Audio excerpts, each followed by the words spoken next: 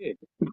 Well, good morning, everyone, and welcome to the Township of Georgian Bay for this special Committee of the Whole meeting of Wednesday, July 9th, 2025, and I'd like to call this meeting to order at 9 o'clock.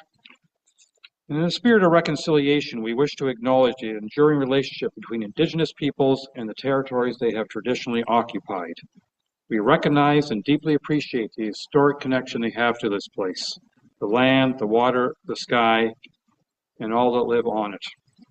We are grateful for the opportunity to meet here, and we thank all the generations of Indigenous peoples who have taken care of this place and who continue to care for it. And we want to show our respect. Hundreds of years after the first treaties were signed, they remain relevant today. May they guide our decisions and our actions. We commit to learn, to educate, to honor sacred places, and to take action towards real truth and reconciliation. Make which. Council, any declarations of pecuniary interest, conflict of interest, or anything along those lines? Not seen any. All right, we have, let's see, we got three council members in the council chambers, and we have at least two, I see two online, so we have 5 council members as we start off this meeting. I'm trying to recap where we were at, and it seems to me that we went down I'll call it almost a rabbit hole, and I got to pick a term with regards to one of the discussions we had the last time we did this was, I think, back in May, was around whether items should be coming to the committee of the whole first before they went to council, and then it got sort of bogged down in the practicalities of, well, if that was the case, then the committee of the whole would be much longer meetings, because everything would go there and then go to council the following month,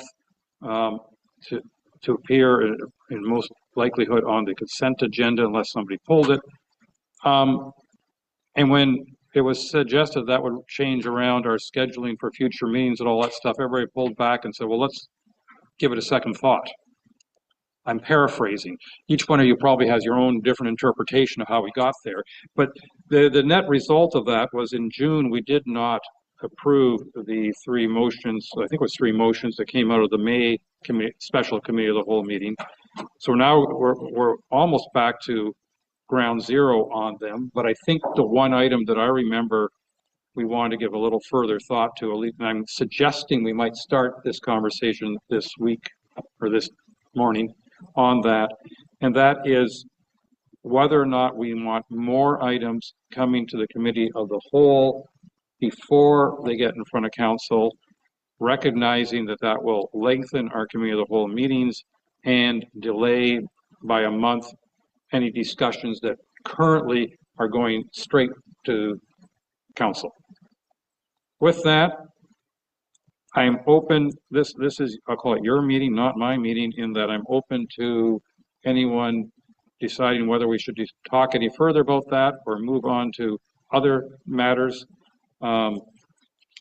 And because the other 2 items we didn't ratify in June because of this was, let me, if I remember correctly, one was that staff be directed to prepare a report with cost comparisons on legal costs. Well, our director of finance went ahead and did that report anyway, so I don't think we have to discuss whether or not we get that done. And we also had passed a motion back in May in committee, not at council, but in committee, that we encourage all residents with appropriate expertise to share with staff their areas of knowledge and expertise on municipal matters. Councillor Hazelton, let the discussions begin, please. I don't have a little box in front of me with a button to push, so I have to find my mouse or my audio microphone button separately. So yeah, I would personally suggest that. Hang on, I'll stop. I'm going to start again. I appreciate that the way the agenda package was put together, where we have the details of what you're describing, things that were approved, things that were not approved. We can fairly clearly see that. Delighted to see that our um, Director of Finance went ahead and produced the legal comparison report, so that's a good thing. What I wanted to start off with, though, is this is a resolution that Councillor Cooper and Councillor Graziano brought forward, I think, last August, and we have started some of these discussions. It seemed that it was tough to get started, if you will. But back in March, uh, we had a meeting. Sadly, I was not there. We had 6 resolutions defined as to what was going to be done. Some of those included working groups and other discussions. And quite frankly, I'm not seeing any progress on those items. So the resolution number 1, process improvements through debriefs, I haven't seen any traction on that. Goal setting, yeah, we did that one. That's a good thing. Selection of consultants, again, that's an open item. So what I wanted to just bring to all of our attention is we talked about these things. Well, you talked about them, I didn't. You passed a bunch of resolutions, and there's been very little progress on this. And so I don't want us to lose sight of the fact that we had a resolution that we approved last year to dig into these significant process improvement characteristics. And here we are almost a year later, where we've said we're going to do things, but we haven't done much. The only thing that we've really done that I can see is our Director of Finance has produced a legal comparison report. So, we've agreed that we're going to do things, but we haven't done them. And the whole point of this process improvement was to pin down and start doing things. So I'm a little frustrated by the fact that we have words but very little action. And I think we need to figure out, how do we transition from words into action?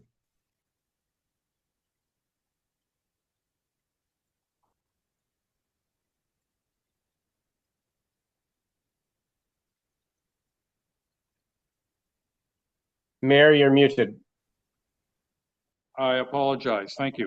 I just say we're now here this morning to discuss any particular items that want to be discussed, and we can see whether we can produce a motion that could hopefully lead to further action. CEO Mariotti. Yeah, thank you, Mayor Curtis. I might be speaking out of turn here, but there's been a lot of action, day-to-day action. We've been talking about this for a long time, yes, and that's because we always keep moving the goalposts. Words keep being reworded. There's been resolutions at COW that hasn't gone to council yet for final approval. So, and we keep going around in circles. When we have final direction, we can start implementing. If I may, your Mayor. Yes. Let's focus on the first resolution passed in March 4th. Process improvements through debriefs. Staff have heard several councillors get on their little soapbox and talk about the value of debriefs. Debriefs, not just perhaps with staff, maybe that's happening, we don't know about it, but debriefs with council as well on critical matters. We had a discussion yesterday where I again got on my little soapbox about the importance of debriefs on a particular matter. So I would say that I haven't seen any significant progress on item number 1 from March 4th.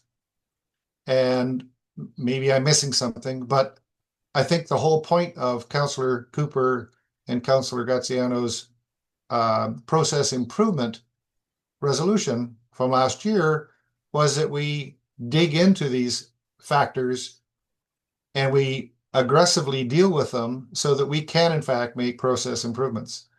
So I'm a little disappointed that I'm not seeing that. We did the goal setting, as I say, great. Everybody needed to do that. But I'm not seeing the kinds of progress I think need. And for example, yesterday we talked about um, the idea of retaining Rick O'Connor to weigh in and offer opinion on something. Well, item number 3 from the March 4th meeting said that we're going to have a identification and selection of consultants and experts. That was a topic, and Councillor Predko and the clerk were going to review the motion. That was back in March. We had an incident yesterday where we, as council, wanted to specifically identify Rick O'Connor as a consultant and get him to weigh in on things. We heard other councillors, not me, highlight the importance of the way the question is framed so that we ensure that the message from council is getting to the consultant. And I would suggest that flushing out some of those details on these items we've already passed is almost as equally critical as moving forward with item number 7, which we haven't started talking about. And I'll pause there. Clerk Wade, can you confirm on item 3, because I'm not sure we have passed it.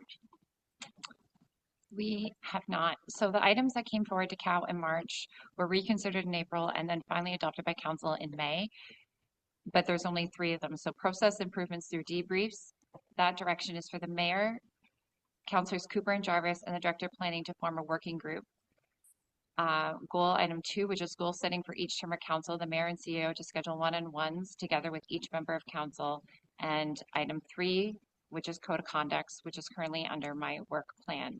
All other items have been back and forth and discussed, but nothing has been ratified by council. Wow, so that clarity is really, really important, because when you read this agenda package, it implies that let me say, it's very difficult to get clarity on what we actually have passed, and secondly, where the action is on that, and then what we haven't passed. And number 3 was something that appears to have been passed in Cal in March, and I'm not sure it was excluded in the April meeting. So if it's not excluded in the April meeting, then by definition it's passed. But more importantly, no action on it's taken. And I think we need to understand that these are non-trivial things that we should be paying attention to. And yet I'm not sure that we're paying attention to them. And yeah, maybe we're Councillor Hazelton, in fairness, in March, we did, at the committee of the whole, we did pass a motion that had 6 items. right. However, in April, we passed a motion that said we were going to reconsider the motion from March. So that means all those action items basically were being reconsidered. That was Okay. a council decision. Well, then that's fine. Thank you for that clarity. So what we should be having in front of us is an agenda package that says we've made no decisions on these items. So let's go back to the drawing board and not pretend that we have made any progress on the items that we have made no progress on, and put them back on the top of the list for the agenda package for discussion.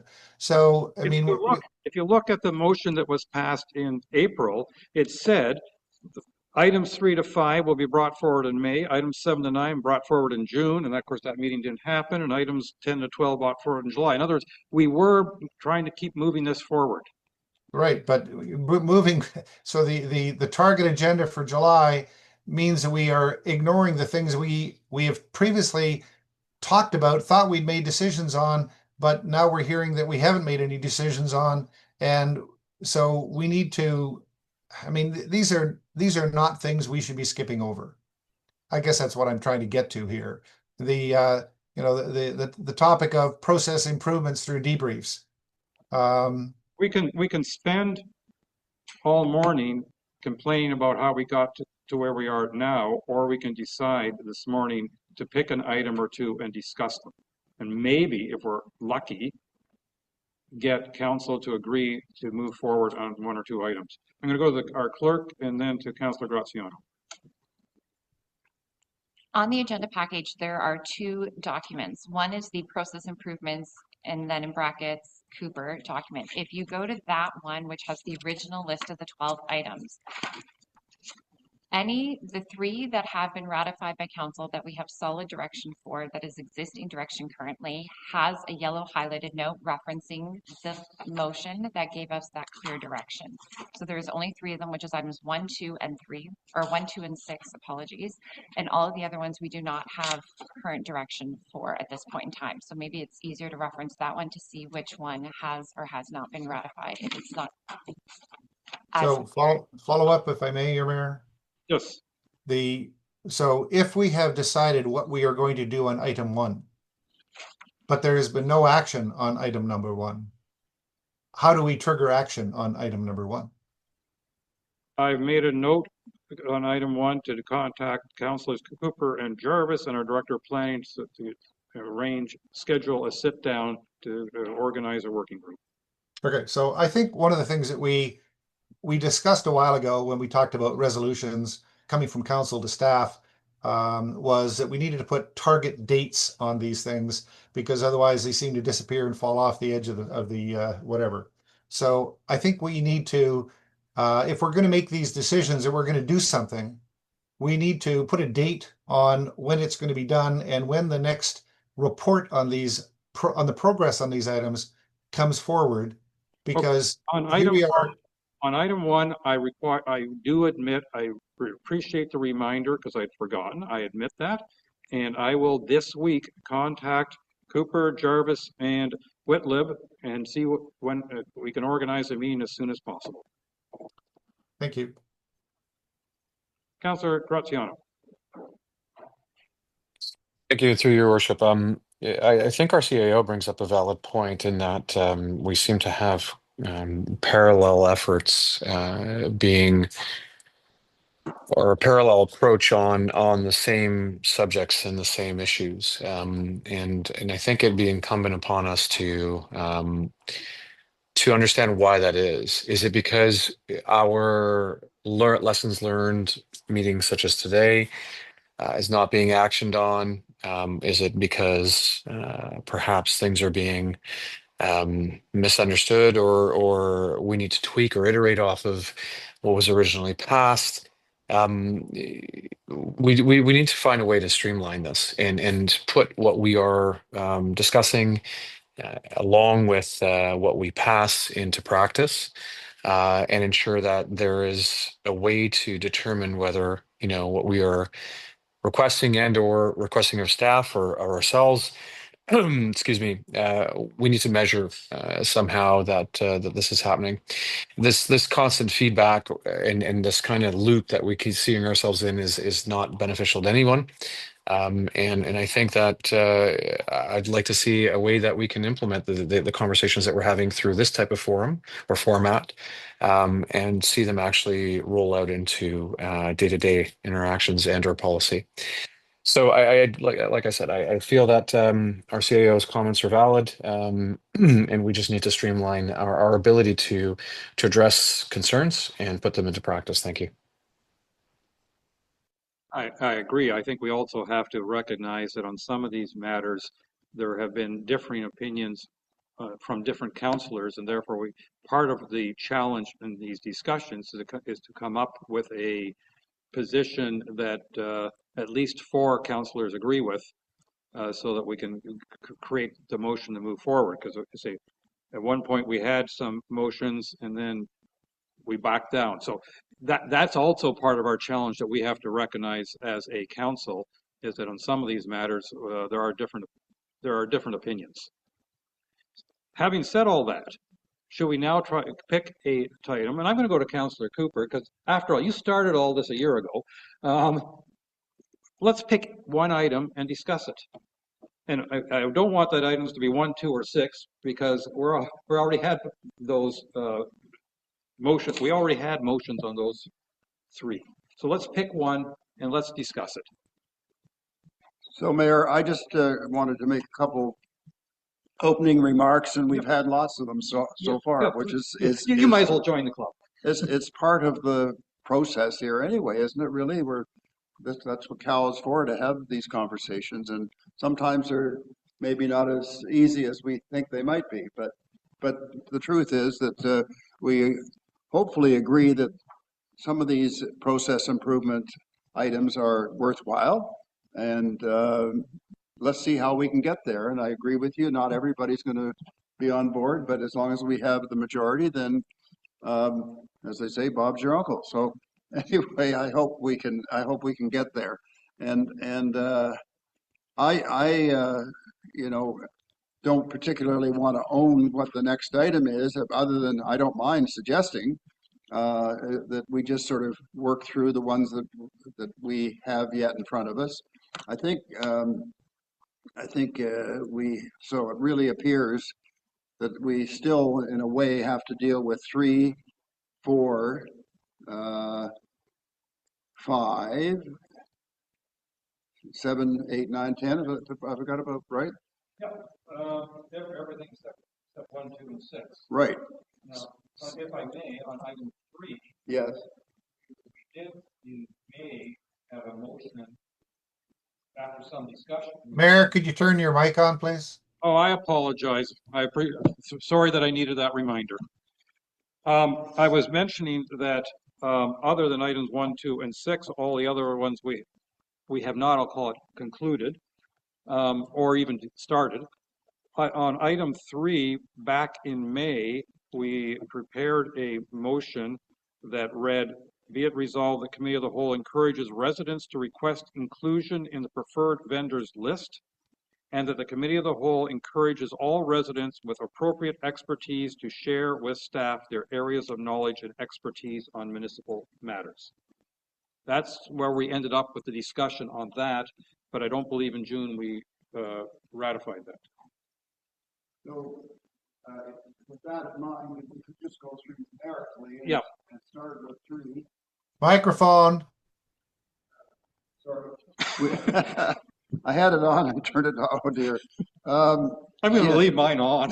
Yeah, I'm going to leave mine on too. Anyway, yeah, so what I was saying is that I think, we could just deal with them as they come up numerically. And it appears we didn't finish item 3, for example. And but we may be able to finish it fairly quickly today, hopefully. And I think it's important to note that when we met in May, we had a discussion on item 3. We came up with a motion. We just did not ratify any of those motions because we had, I think, 3 of them in June, and we decided to postpone. We did not approve it at June council. And if I may, I asked us to slow down a little bit because I got the sense that we were getting some of these discussions done, but rather quickly, and not as much sort of reflection as there could be. That's why I asked to have things like this matter sort of delayed. So I'd be happy if we dealt with that today, and maybe we can get a couple that we've had those kinds of discussions on already through for today. And the only other comment I was going to make is that the objective and the reason I asked for things to slow down also was that I think we need to, for the next meeting and the ones following, maybe pick a couple of items for the meeting and be prepared just to discuss those, so everybody on council has the time, and staff have time to sort of say, I'm ready for this point, as opposed to winging it when we get to the meeting. So I just want to encourage that today, the other objective for me is to pick a couple of things for the next meeting and a couple of things for the following meeting. Okay. So those are the objectives I have. So does anybody have any objection that we start with 3 and clear that one through and hear what people have to say about it? Is there anybody has an issue with that? Councilor Graziano, is that a new hand or an old hand? I'm not sure it came down last time. It's an old hand taking it down. Okay. Yeah, our original plan was to discuss items 3 through 5 in the May council meeting, and May committee of the whole meeting. And as I have already stated, at that May meeting, the motion we came up with for number 3 was that we encourage residents to request inclusion in the preferred vendors list, and that we encourage all residents with appropriate expertise to share with staff their areas of knowledge and expertise on municipal matters. So the motion that we came to after all our discussion in May was basically to encourage residents to participate, if I can paraphrase. Could I make a comment about that? Absolutely. Yeah, so I think we want to encourage that, but we want to encourage, I'm hopeful that we can encourage our staff to reach out to our residents, experts, and encourage them to be maybe part of the process. So that's another way to get at this, is to initiate that either from our staff and or our council. My question to that, and I'm not disagreeing with you, but how is staff going to know who has what expertise without somebody telling them, if you know what I mean? Well, In fairness to staff. in fairness to staff, but staff have been notified of people that are expert in our community and they haven't been called upon. So I think the idea of this may have been to make sure that we consult with, or at least offer them the opportunity.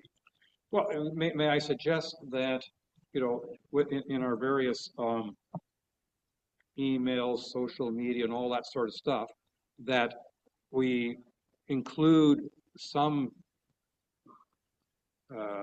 request that people with expertise advise staff of their expertise and availability, or something to that extent. You know, not so much a preferred vendors list in that case, but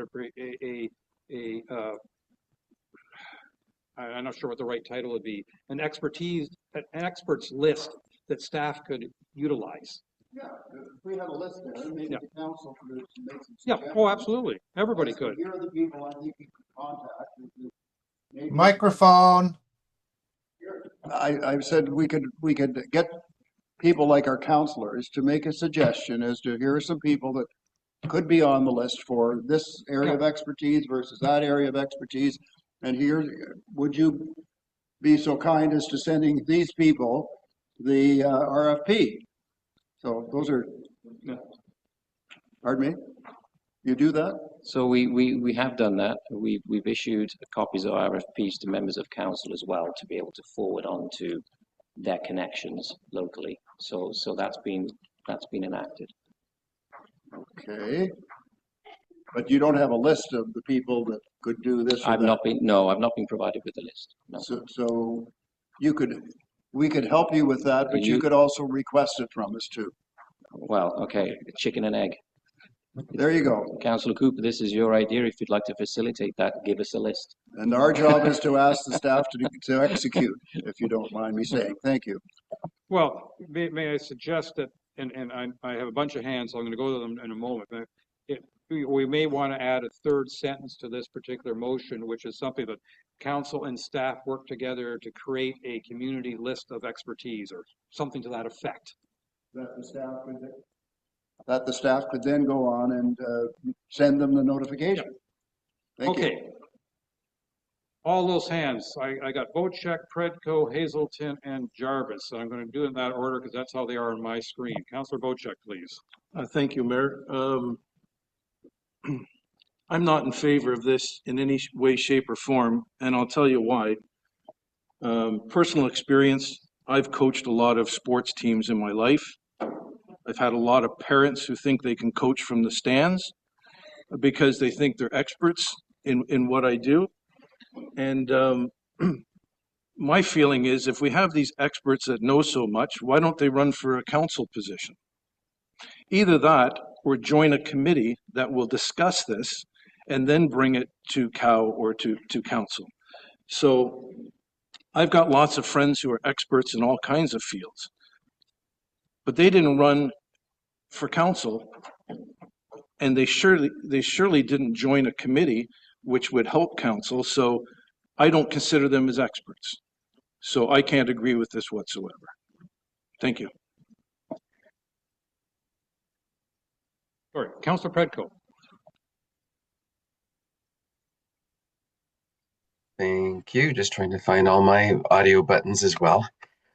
Excuse me. my only issue with reaching out to people in community, obviously, I know we want people to be involved in all kinds of different areas. The one thing that we would have to be aware of if we had a registry or a list of people that we contact in different issues is whether or not there's a particular a potential conflict of interest that their advice might be biased. And we won't know until this specific item comes up. So do we have to ask them before they begin to provide us with their opinion, whether or not they have the potential for bias? And that would be my only real worry. I don't see too much issue with producing a list. Again, it's just a worry of how much effort it is to maintain the list. And again, whether or not when you're calling upon somebody, whether or not you're getting their general expert opinion, or if because it's their next door neighbor, they're giving you something that's a little bit more nuanced than your average advice. And that's the pitfall I see. And hopefully we can resolve that if we move forward with this. Thank you. Councillor Hazelton. Yeah, I'm not sure we're talking about the items that are relevant in item number 3. So when it comes to leveraging experts in the community, 100% supporting of the idea. Yeah, you can make a list, but there are new topics and subjects that come up from time to time, and I think it would warrant more of an open, transparent discussion between council and staff, where staff might say to council, "Hey, we're going to explore this particular topic. Let me know if you have any names that are relevant with relevant expertise, preferably to Councillor Bocek's comment, without conflict, where they could bring value to the township." And for those of you who were around in the township in the 90s, there were,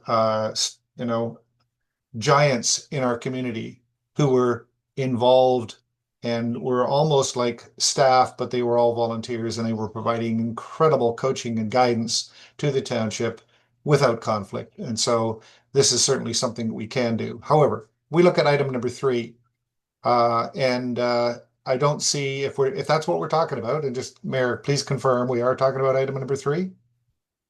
Yes.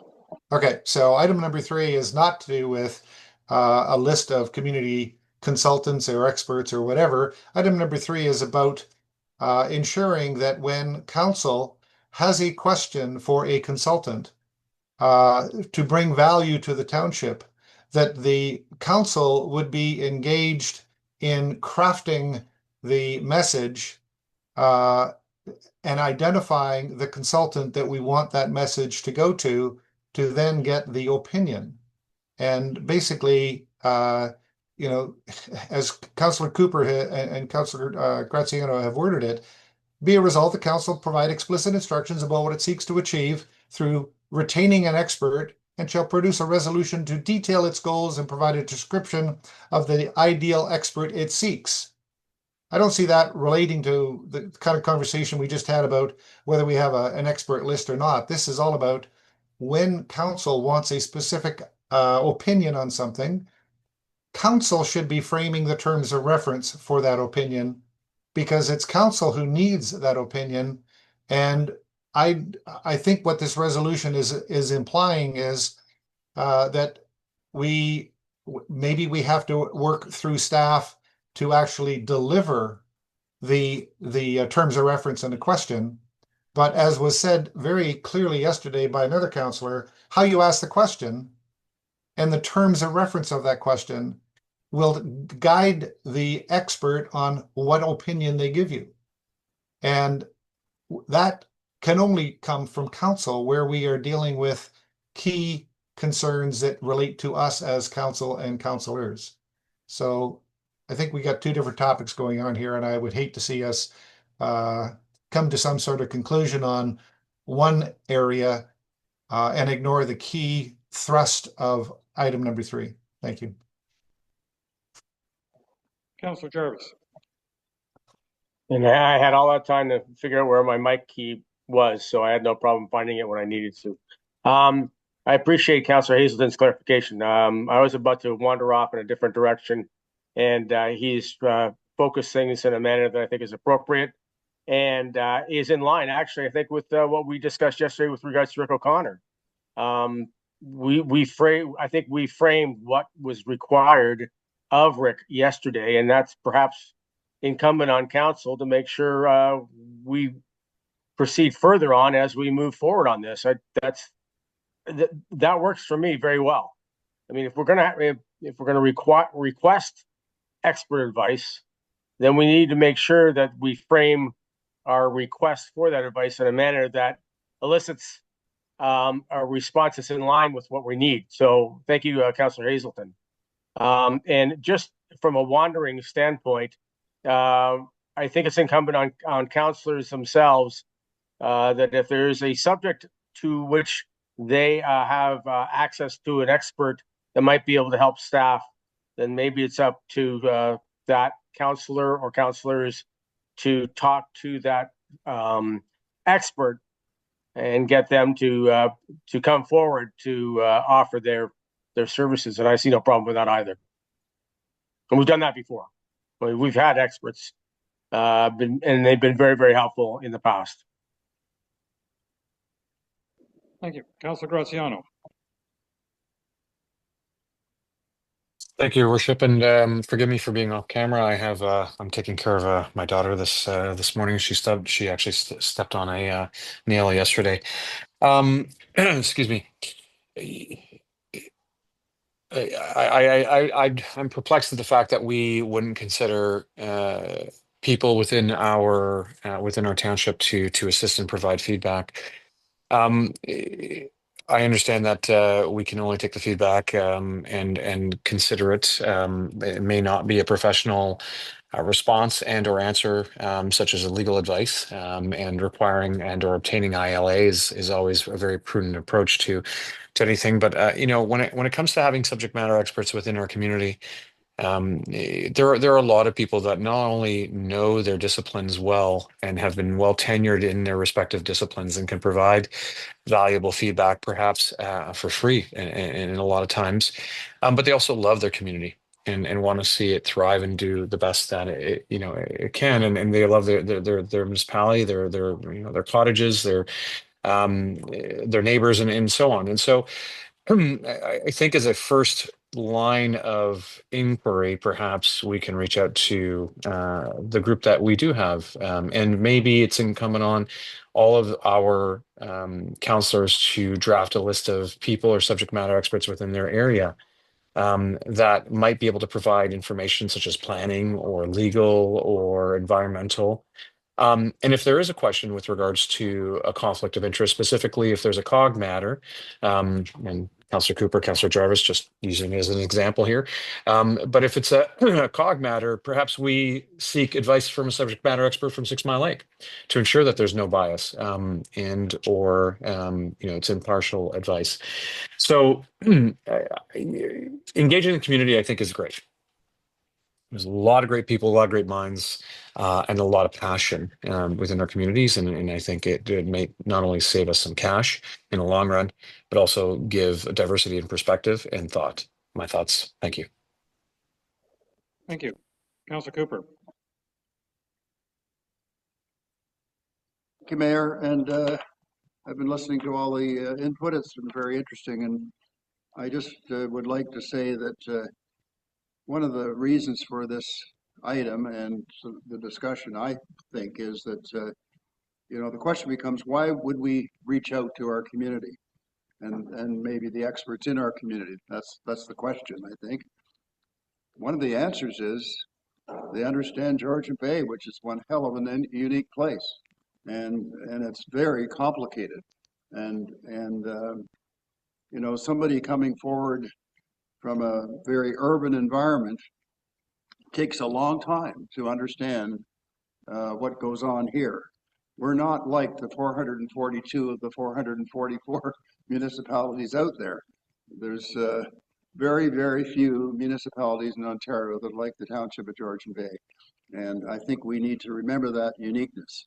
So with that in mind, I think it's very helpful if we can find people in our community and to suggest that these are people that would be professional, and to suggest that they'd be biased, I find that most unfortunate and sort of a reflection on their professionalism. And I just don't, I really find that quite astonishing that there'd be some sort of bias. You know, I can understand that parents would be biased about their children playing baseball, but that's a little different from what we're talking about here. And where the council could add assistance is not only helping with the staff with a list of potential consultants that could help us, but also frame the terms of reference, because we understand pretty well, some of us, most of us, all of us, I should say, counselors understand what we're trying to accomplish. And so we could be involved with the framing of the terms of reference to make sure that it meets what council and our constituents are looking for. So those are my comments and the sort of things that I'd like to see happen as a result of this particular subject. Thank you. Councillor Bochek.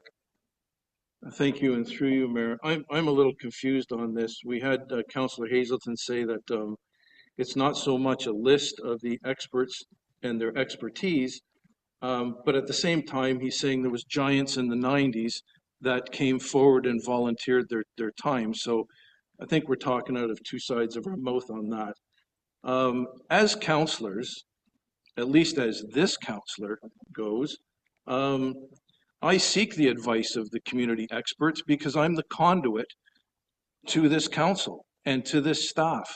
So if I have an expert in my ward or in the township that has a point to make, they reach out to me, and then I bring that to council. They don't need to be a part and parcel to perhaps confidential information or staff reports or things that we do, even in closed sessions. So I'm not getting my head around this when we say it's more about council's direction to hire somebody like Rick O'Connor, but at the same time we're saying there's been lots of experts that lend their hand back in the 90s and it worked very well. So if that's the case, let them come to their counselor, tell their counselor their expert opinion, and their counselor can bring it to council. Just my thoughts. Thank you. I have mixed feelings on this myself. There's no question, past and present, and presumably future, there are people in our township who have a lot of knowledge, a lot of expertise, and some of whom are wanting to inform, but also I'd suggest influence the direction that council, staff, township take. In other words, they may be pro-environment, or they may be pro-development, or they may be pro-quiet waters, or they may be pro-X or Y. I mean, and that's, we all, regardless of our expertise, have opinions on what should or shouldn't happen in our township. And I think, and I, for one, greatly appreciate that, you know, in some of the items that come in front of us, we get significant correspondence, as one example, from our residents. I also think, and we all can probably think of our own examples, there are individuals out there who do have a lot of knowledge, and they sometimes send us very extensive correspondence, 2, 3, 4, 5 pages or more, with effective arguments. Doesn't mean I agree with them. Sometimes I do, sometimes I don't, sometimes I'm halfway. So I think one of the goals of staff is to provide us objective information, suggestions, opinions, recommendations, and they seek out expertise where they believe can provide us the best information, the best basis to make our decision. My concern is if we say to Director Whitlip, when it comes to planning, that, oh, by the way, on Gibson Lake, there's a planning expert who wants to, and we won't direct you to take that planning expert on Gibson Lake. And I have no idea if there is an expert there, but let's pretend there is. And we want you to base your report on the information provided from her. Well, we're pre-deciding to some degree what the report's going to be. If we tell Director Whitlam he must use that expert on Gibson Lake when creating his report.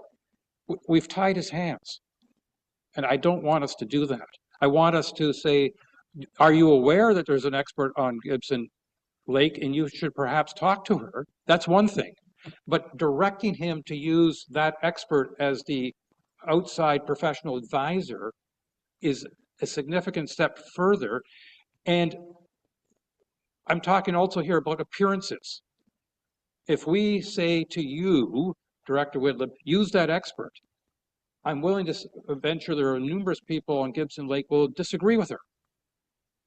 And they're going to say, well, wait a minute here, this isn't fair, because council, before you created your report, have told you who is going to advise you. So that's where I think we have to be very careful in how we do this.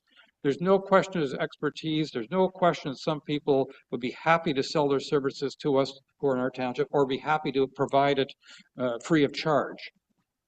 They should be listened to, no doubt. But we have, however we end up here, I think we have to be very careful that we don't tell staff what to tell us, because that kind of defeats the purpose. Because at that point, we don't need staff.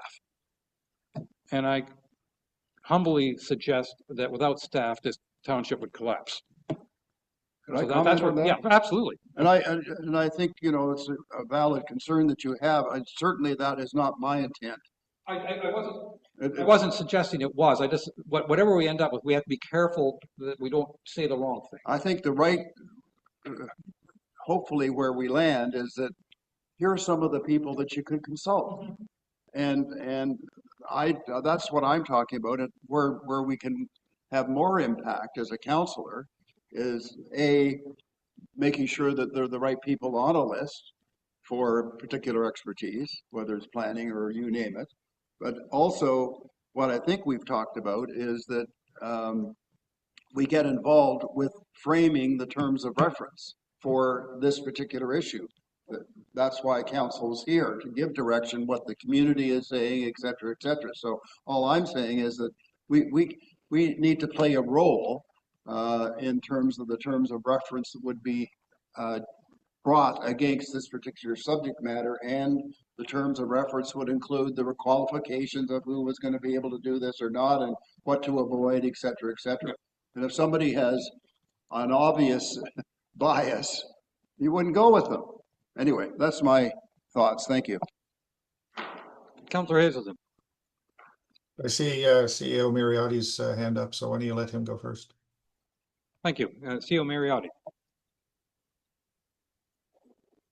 Thank you, Mayor Coetzee. Thank you, Councillor Hazelton.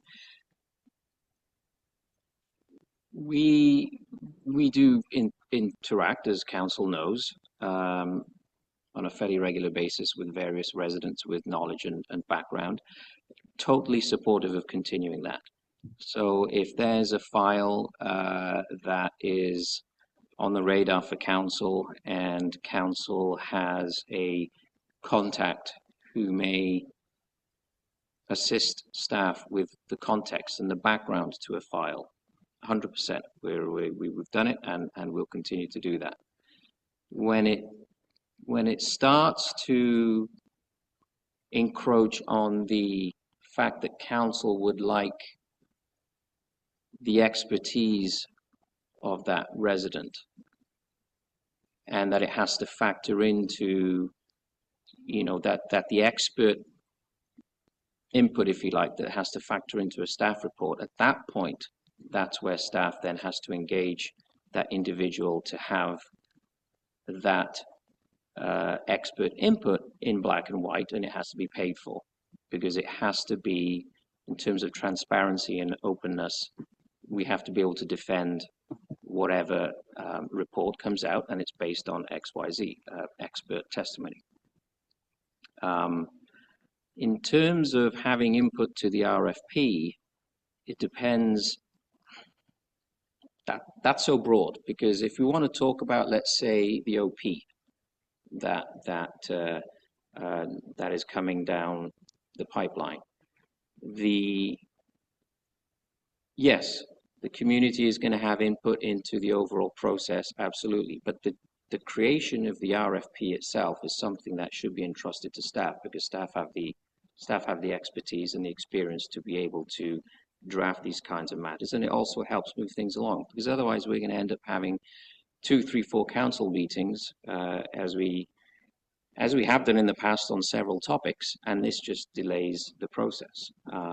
You know, we're blurring the lines between governance and administration, and this is another example of, you know, staff or the administration undertakes the research and provides advice to council on policies and procedures, and council sets those service levels, sets those policies and procedures, but also makes sure that we operate in an open and transparent manner.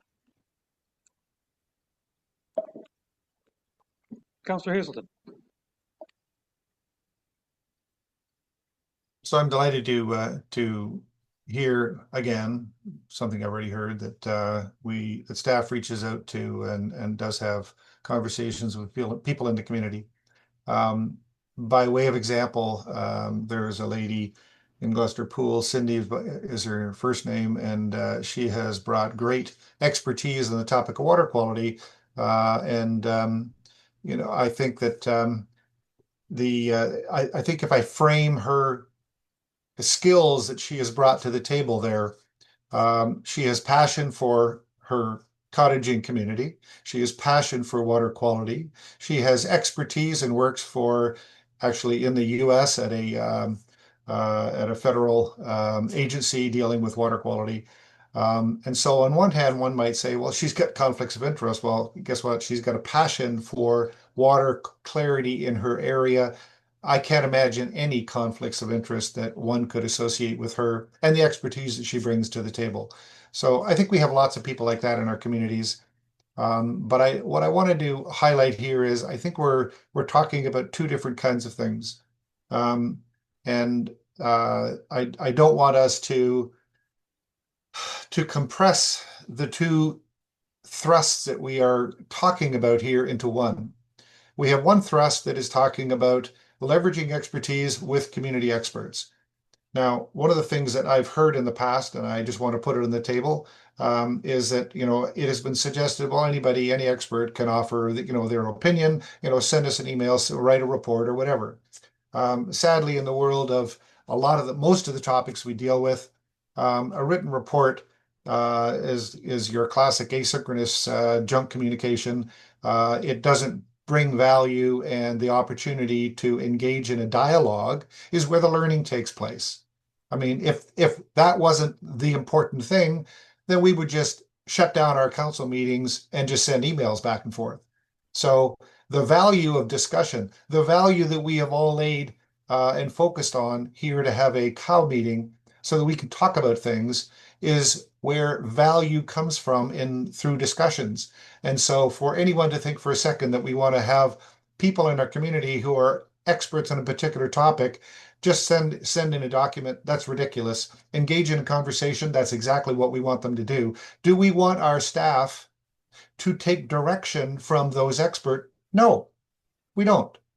We want our staff to assimilate the value of the topic and the expertise that is brought to the table so that they can make better recommendations to us as council when they finish off their reports. So that is, I think, separate and distinct from what we're talking about here in number 3. In number 3, we are talking about, do we want to have staff drive the path for an integrity commissioner, for, in some cases, legal guidance, in some cases, guidance like what Rick O'Connor can bring to the table. And I've heard many other councillors say we want to be able to identify those experts. And for me, that's really what number 3 is all about. I don't, maybe why don't we want to have 3B, which is talking about experts in the community and how we're going to interact with them. And, that actually bridges into a more open and transparent operating with the people in the community, which I think is separate from what number 3 is really attempting to get. So I would really like us to segregate 3 into 3A and 3B. 3A is actually fairly well worded by Councillors Cooper and Graziano in what it is attempting to do, which is focusing on consultants that council needs to have expertise brought on specific areas related to council, but on areas of expertise that relate to staff and staff reports and things like that, that's a separate topic. That's 3B.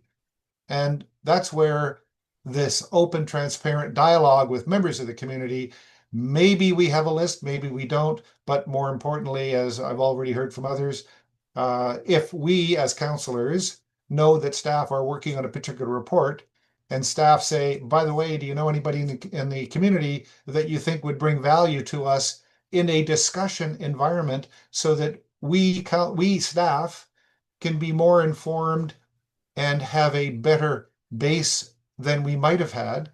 That's a huge piece of value. And as Councillor Cooper's pointed out, experts who don't understand Georgian Bay, in many cases, can be dismissed as not experts. So if they haven't, anyways, I'll pause there. I think we all get it. I hope we do. Thank you. Councillor Jarvis. Once again, I'm in agreement to a large extent with Councillor Hazelton. The number 3 that we're discussing, or the discussion we're having about number 3, is not really in line with number 3. Councillor Hazelton has clarified things. I don't know that we need a 3B. We may need a separate section with regards to, local experts, but this comes down to procurement policy with regards to bringing in experts. And I look at the Rick O'Connor situation yesterday.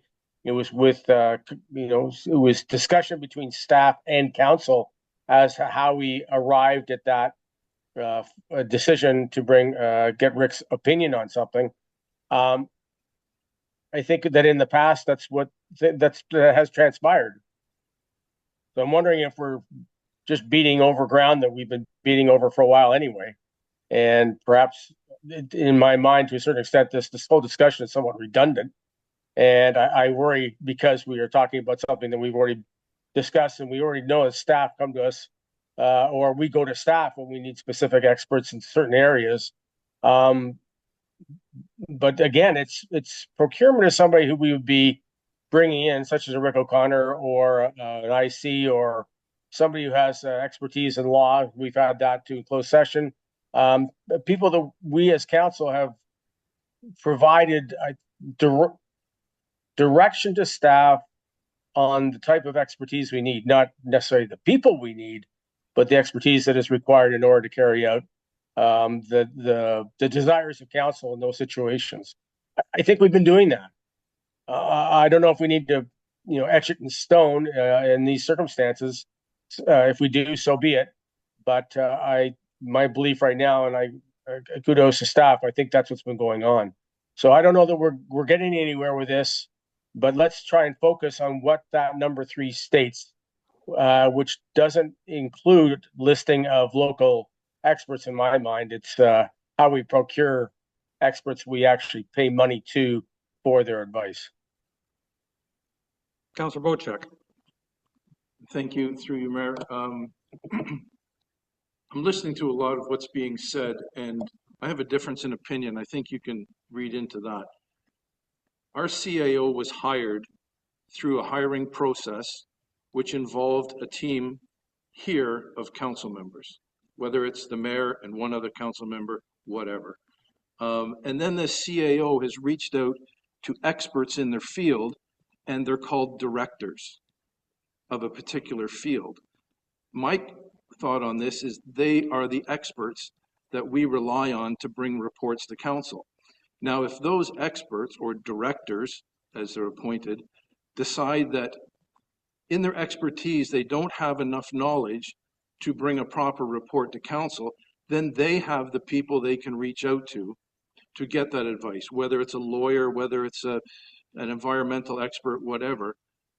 I don't think that council needs to tell these people what experts they need to reach out to, because I agree with some of the other councillors, there could be a bias. And I'll give you an example. If you're looking for an opinion on religion, you could have an expert in the Catholic religion, or you could have an expert in atheism. Who are you going to believe? They're both experts. They're both experts in the field of religion. So I can't agree to any of this. I think it's a ridiculous trail of thought, and I won't support this in any way. Thank you. I'm afraid yet again I'm in the middle of all this opinion-wise. I think it's what I read in this that I think is important, that council provides explicit instructions as to what it seeks to achieve. Yes, council, when we make a request of staff, say we want a report on water levels. Let's pick something. Water levels on Georgian Bay, because it goes up and down, and we want staff to bring back a report, and let me be silly for a moment here. We want a prediction of where water levels will be at 2030, and go find the expertise. Well, we all know that we can get 3 or 4 experts, and they, based on all their studies, and they've studied forever, some will say the water is going to go down and back up and follow the regular range, and some say it's going to get a meter higher and a meter lower over the next. Like, my point is, equally qualified experts can come up with different conclusions or recommendations or what have you. And I'm, the name Rick O'Connor, for instance, has come up numerous times yesterday and today. Rick O'Connor has a lot of experience, a lot of knowledge. He's spoken to us in the past, and I have no issue with the idea that we request staff to go back to him for, I'll call it, clarification on a couple of matters, because there seems to be a bit of different interpretation of what he said or meant. I think that makes perfect sense. But I don't think it makes sense for us to say to staff, you go to Rick O'Connor, and whatever he says on anything, done, no more. Because I can tell you there are other experts of somewhat similar qualifications who quite readily, I'm sure, would come to different conclusions on different matters. And neither of them would be right or wrong. They're just looking at it from a different angle, or maybe they're looking at it from a different size of community, or maybe they're looking at it whatever. And so that's, to me, where we have to be careful. I think it makes perfect sense for us, to ask staff, to be specific with staff of what kind of knowledge we want to obtain, if I can put it that way, and that we want you to talk to somebody who knows about water levels on Georgian Bay, not somebody who's an expert on water levels in northern Canada. Because Georgian Bay has its own unique history versus Great Slave Lake. And I have no idea what water levels there have been over the last century. But I think it also makes, by the way, perfect sense for us to encourage, both informally and more formally, if we want to pass a motion, that we seek out local expertise as a source of information, because we know there's a lot of expertise, and we've utilized it, again, formally and informally in the past. But I think I don't want to see us get too tight on this, so that we as council say to staff, we want you to hire this particular lawyer and that particular planner who happen to be residents in Go Home Lake, pick a spot, to give their opinions and drive your report. Because then we're handcuffing staff. And staff are supposed to be objective.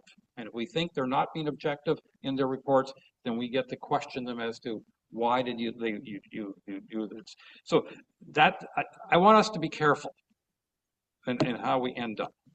Councillor Graziano. Thank you, Worship. Going to draw somewhat of a parallel here, or attempt to draw somewhat of a parallel here from a comment that I made in yesterday's Cal meeting. And essentially, I think if I had to summarize, it's finding a common ground that balances both perspectives. Yesterday, we were talking about IT, specifically email, and the ability to communicate and or log in, have access abroad. I identified an email that was sent to staff whereby I identified the location in which I was in, and that should have perhaps triggered an interdepartmental and or an inter-municipality conversation between two staff members to free up access. However, with that said, a balance needs to be found in that context. Now, applying it in this one, Your Worship, you just mentioned that there are some concerns with regards to, and the way that I received the message was that there were some concerns with regards to us directing staff on who to engage. And I don't think that it's really necessary to direct staff on who to engage. Rather, staff is more than welcome to present, and the way that I would see this is that staff is more than welcome to present their thoughts and comments with regards to who they feel should be engaged in different manners. Followed by council providing our feedback as to who we'd like to engage, and then whittle down a short list on experts. If staff feel that there are credible experts out in the market that they are aware of, that they've worked with in the past, that have solved for the problems that we seek to solve, then bring that information forward.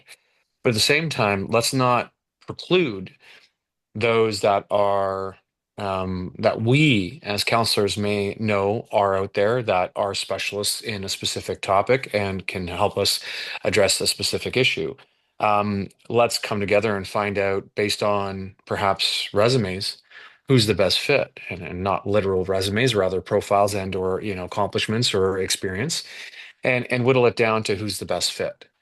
But to say that we as council should not present information as an absolute, or as it should not present names as an absolute, I think is a flaw fundamentally in our approach, because we do have knowledge of people out there that staff may not, and I'm a subscriber to the notion of two minds are better than one. Collectively, we can find and identify the best possible fit for the application and go from there. So, perhaps it's a simple staff goes and comes back with a report saying, here's who we recommend for this particular issue, and council collectively comes together and puts their noodles together and figures out who they'd like to present, and from there we go through a process of selection. So my thoughts. Thank you. I'm hope I'm not misinterpreting what you were saying, Councillor Graziano, but it feels to me almost like it's a council versus staff situation where we're in court and each side is bringing their expertise, and we somehow and I hope that's not what you're saying. Your Worship, unfortunately, perceptual filters can interpret it one way or the other. No, this is more of a collaboration between both sides rather than an us versus them, if that makes any sense. Thank you. Well, that's certainly what I hoped that you intended. I just want to make sure that you weren't doing an us versus them, because then we're going down a real rabbit hole. Councillor Cooper. I'm not interested in micromanaging staff, but I am interested in representing our communities and bringing forward to our staff what our communities have to say. And we can do that. For example, in this, where we're talking about bringing forward some suggested consultants to work with, getting some feedback from council wouldn't be such a bad thing. Otherwise, I go to the point that is related to some of the other things that come along from time to time, and that is, if we don't get involved in some of these things, why are we even here? Why don't we just put a big rubber stamp at the front desk? We are here for a reason, to give input, to play a role. And I think we need to. And it's not to micromanage staff, but it is to give input. So that's sort of where I sit on this. Thank you. CEO Mariotti. Yeah, I just want to clarify the aspect of purchasing services. So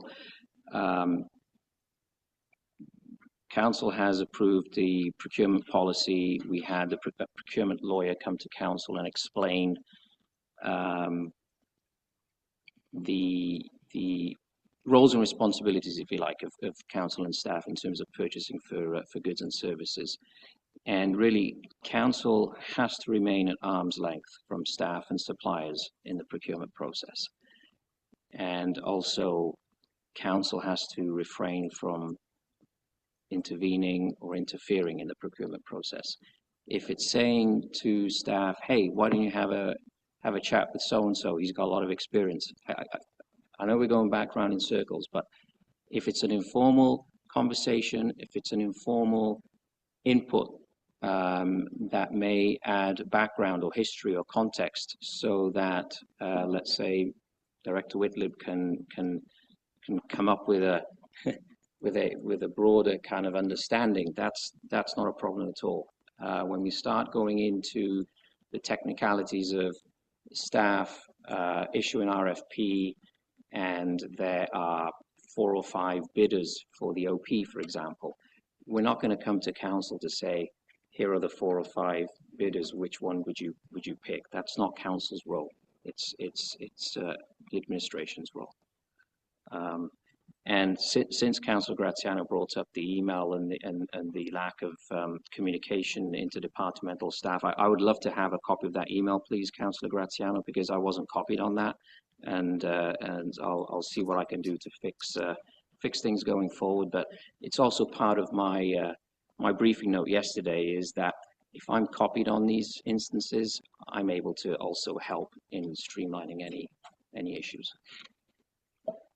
All right, Council, we've done a lot of chatting on this, and I think, as I say, I've read a couple of times where we ended up when we had this conversation before, and in a nutshell, it was we're encouraging residents to offer their expertise. I'm paraphrasing, but that's basically. So my question to us now, do we want to add to that something? I know Councillor Hazelton is trying to take us down 2 separate A and B roads. Do we want to add something extra to it? Or do we want to go around a couple more times discussing this? I feel like we're a little bit going in circles at this point. There seems to be zero disagreement that there's a lot of expertise in the township. There's some agreement that expertise may have a bias, and we have to be very careful about it. And so, where do we want to end up here? Can we come up with something that at least 4 councillors can agree with, so that we can move forward? That's my question or challenge to all of you. Councillor Cooper. I guess I would like to see something that is added to this to suggest that there be a collaborative approach to the selection of expertise. And I think the word collaboration was used by Councillor Graziano, and I'm fully in favor of that. It doesn't mean council's going to tell staff what to do or micromanage them, but to give feedback. It could be very beneficial, and I'll tell you why I say this. I have been watching this township for about 15 years, and one of the biggest challenges that we've had in the last 15 years, aside from solid waste, which is a more recent development, was our ward boundary system. And we went out as a township and hired a consultant and paid them, I think it was somewhere between $35,000 and $45,000 to provide us with a ward boundary review that pleased the sitting mayor at the time. but it really took us nowhere. It was exactly almost identical to what we had because the mayor at the time liked the idea that all our wards went east-west, which made no sense when you heard what an expert said. And it wasn't somebody that was from our township, but it was somebody that was recommended from one of our constituents. And it turned out that we got Dr. Williams, who came forward and said, here's some of the tools that you need to use to assess how to do it and blah, blah, blah. He did a lot of work. I think it was for about a quarter of what our original expert brought forth. And we ended up with a pretty darn good system. And somebody that did the research, understood what Georgian Bay, or did the research so that he could understand what Georgian Bay was about, and helped us. And I just want to make sure that we have those kind of experiences in the future, not situations where we keep claiming, and I sort of keep bringing this up, but we keep claiming there are only 3 communities.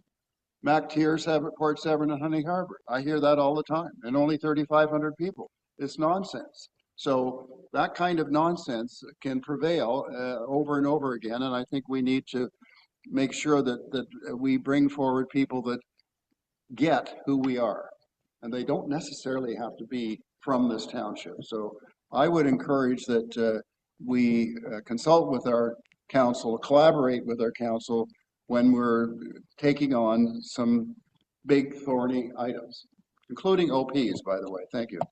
Yeah, and I think, and I wasn't an active participant at that time, so I may be wrong in my perception, was that staff presented a report and council basically didn't accept it.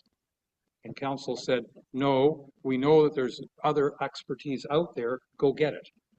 And I think, and I think in that case, there were keen residents who said there are alternative viewpoints that weren't considered by the original staff report. And so absolutely, that's part of what council has to do is if Director Whitland, well, let's blame the clerk because we're talking about elections.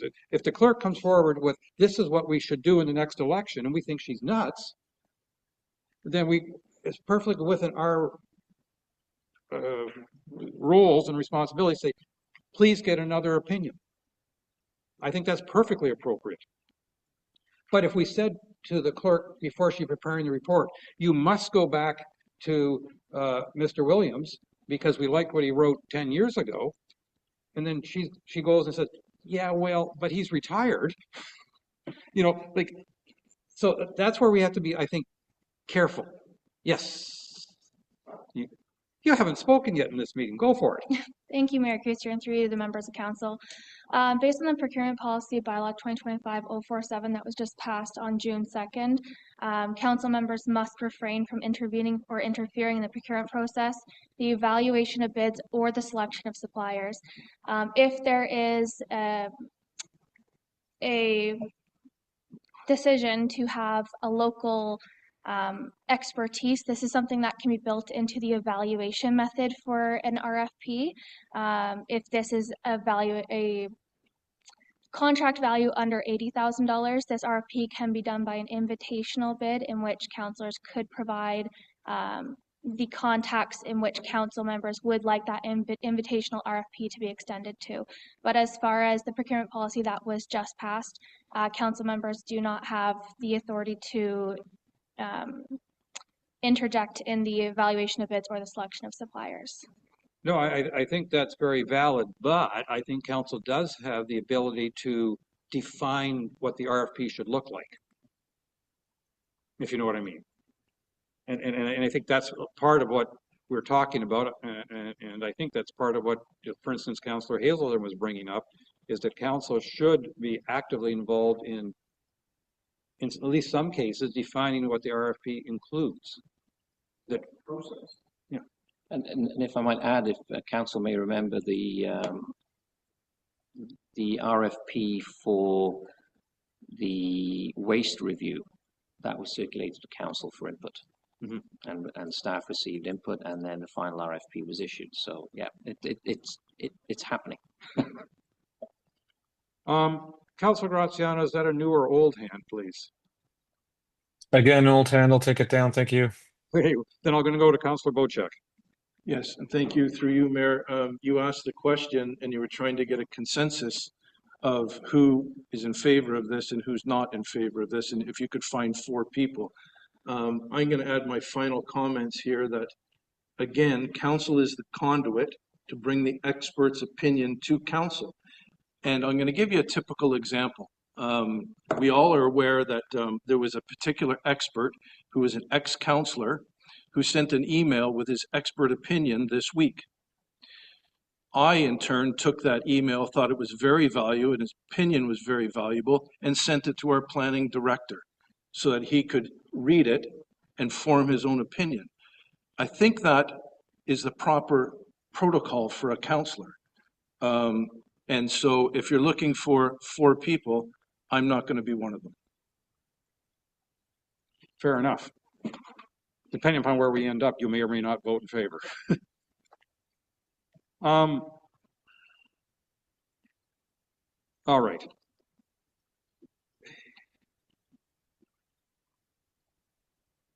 I'm going to go back to Councillor Cooper for a moment. I say we already now have our 2 sentences, and we can delete these because we haven't approved them, but the one was encourages residents to request inclusion on preferred oh, I apologize. I can't talk anymore. Encourage residents to request inclusion on the preferred vendors list. I mean, that's pretty straightforward. Second was encourage residents with appropriate expertise to share with staff their areas of knowledge and expertise. And again, I don't think that in itself is a problem for most of us. Is there a third sentence you'd like to add to that? Yes. That we rely on staff to bring forward both the terms of reference and a suggestion for potential consultants to utilize, and review that in collaboration with council input or something along those lines. May not be exact correct English, but pardon me? If an RFP goes out, you don't know who's going to participate. So we can't go before we issue the RFP to say which consultant do you want to bid on the RFP. But you could come to us and say, this is who we don't know who. This is who we're sending it to. It goes, there's 2 types. There's an invitation RFP, and that's where we rely on council to say, we share the RFP with council, and then you can say, okay, I'm going to send it to so-and-so and so-and-so that I know who has the expertise. There's the other type of RFP that goes on a system, it's called Bidingo, and that alerts all the consultants in the country to say, here's an RFP, am I interested? Yes. So we don't know who might be interested. Now, what we can do is we can share with council the link to say, this is going on Bidingo, and then as individual councillors, you may alert those people that you know. If they're not on that Bidingo system, they could probably apply through, they could apply through the link because they're made aware by you. Okay, so that's notification aspect of it. Correct, yeah. Versus the decision. And the decision when the respondents submit afterwards, council cannot be involved in that process. That's got to be managed by staff because there's a selection process, a scoring process. It includes price, but it also includes background knowledge, etc., etc. That is not that council cannot be involved in that. It's illegal. You just can't be involved. No, but per the procurement policy and per the purchasing procurement lawyer, I'll let Candace maybe add to that from a transparency and perspective. Yeah. Thank you. So yes, through the procurement policy that was passed, council must refrain from interjecting in the, so intervening and interfering in the procurement process, the evaluation of bids, or the selection process of the selection of suppliers. So it is against our procurement policy, and I can look to see if it is also against the Canadian Free Trade Agreements policy So or legislation. I guess what I would ask then is that I'd like to see what you're referencing. I'd like to have that sent to me if you wouldn't mind. I think also, though, we have to appreciate that if council's making the decision in the procurement, we're exposing ourselves to legal risk and accusations of bias. And I think that's where we have to be very careful. And we also have to be careful to not be picking the wrong people. Well, we as council should be careful when we're reviewing the terms of reference, that they include what we think are important factors. For instance, we might say that preference will be given to those with local knowledge, as an example. Okay, so maybe that is something we can put into this about the terms of reference at the very least. There's nothing, is there any reason that the council can't be involved in helping develop the terms of reference? Is there something in the municipal act that says that? We already said that, and as I said a few minutes ago, I actually shared the waste RFP for council to provide input. So Right. You can definitely do that. Yeah. So we want to make sure that happens. I think that's what. Well, it has been happening. Councillor Hazelton. Sometimes. Why, thank you. Sometimes I get a little focused on things, so I wanted to highlight the fact that in our procurement policy that was passed recently, it specifically has Schedule B, which goods and services exempt from provisions of the policy include training and education, conferences, courses, conventions, staff development, etc. So I would say that there are areas in which we can put our stamp, so to speak, or get involved. Those things are exempt from the provisions of the policy. So I just wanted to highlight that. Secondly, one of the things that we have been focused on here in a lot of conversations recently is a more open and transparent conversation path with staff. And so what Councillor Cooper just said, is there a reason we can't be involved with or understand what the terms of reference are for some of these things? Now, in fairness, if we go and look at the procurement policy and we say, well, if we follow it, then there's a bunch of things in there that we shouldn't be stepping into, and that's fine. But where there are exclusions, where goods and services exempt from those provisions of the policy, that we should perhaps have more open and transparent conversation. And one of the things that I'm hearing from other councillors, and we have lots of examples. We had a disaster on the ward boundary consultant initially, and then we got a good one. And I'm not going to go into all of the details of other examples, but I have lots of other examples where we have had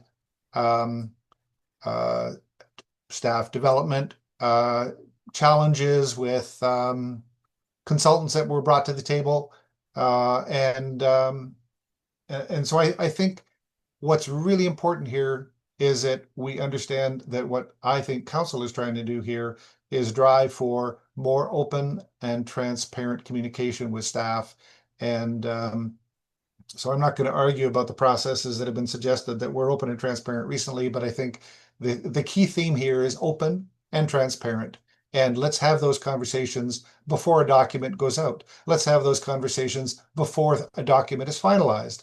Let's have those conversations when I'm beginning a new project, and staff could and should, and this is coming straight from Rick O'Connor, staff should reach out and have a more collaborative approach with the people in the community on almost any matter where there is potential expertise that could be brought from the community. It's not to say we're going to listen to them blindly, but we can learn immensely from the experts that can be brought to the table.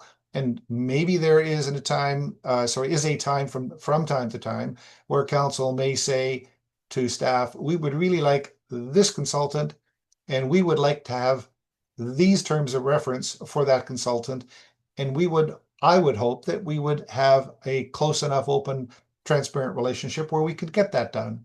But I really think that we want to be driving all of this with these key tenets of open and transparent, and not looking for examples of, well, we can't do this because it says this in the procurement policy, or it says this in something else. We're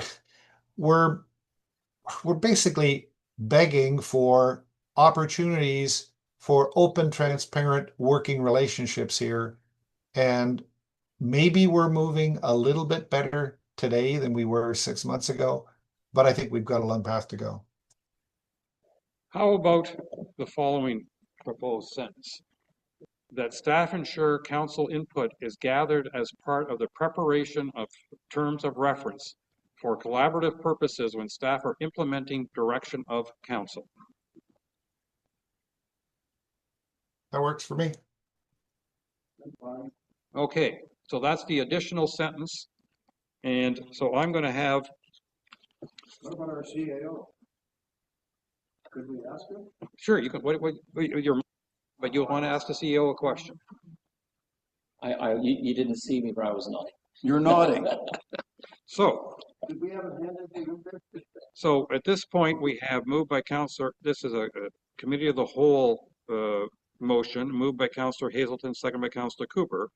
Be it resolved, the committee of the whole encourages residents to request inclusion in the preferred vendors list, and that the committee of the whole encourages all residents with appropriate expertise to share with staff their areas of knowledge and expertise on municipal affairs, and that staff ensure council input is gathered as part of the preparation of terms of reference for collaborative purposes when staff are implementing direction of council. Point of order? Yes. To our clerk, in a committee of the whole, is it proper to ask for a recorded vote, or can we not? You can ask for a recorded vote if you wish. Okay. Unfortunately, Councillor Pretko had to leave the meeting, and there's no proxy, so I'd ask for a recorded vote. All right. So you've heard the motion. Clerk Way will take the vote, please.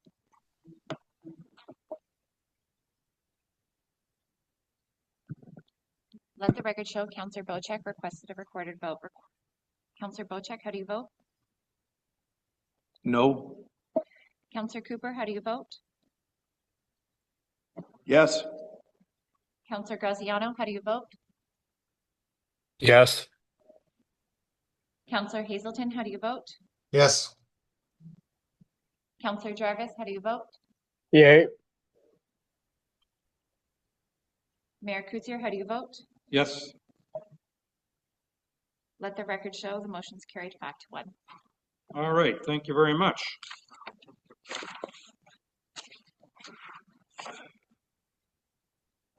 Next on our list is annual staff work plans, and I'm going to suggest we take a little bio break before we get into that, because I would like one.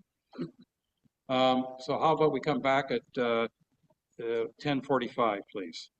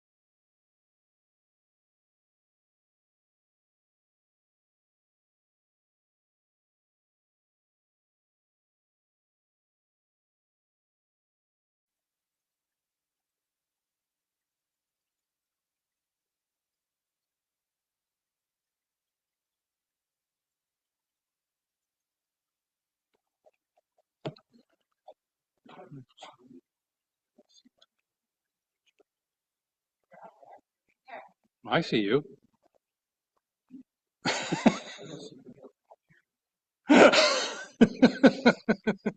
Your computer's rejected you.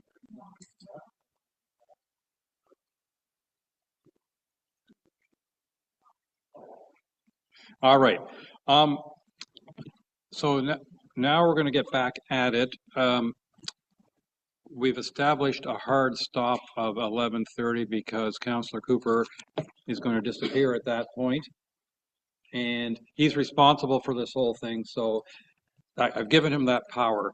Excuse me, Mayor, and the mayor said the same thing. I agreed that it was a good thing because and going numerical order, the next item is annual staff work plans. And just for everybody's information, when this was originally discussed back in March, we ended up with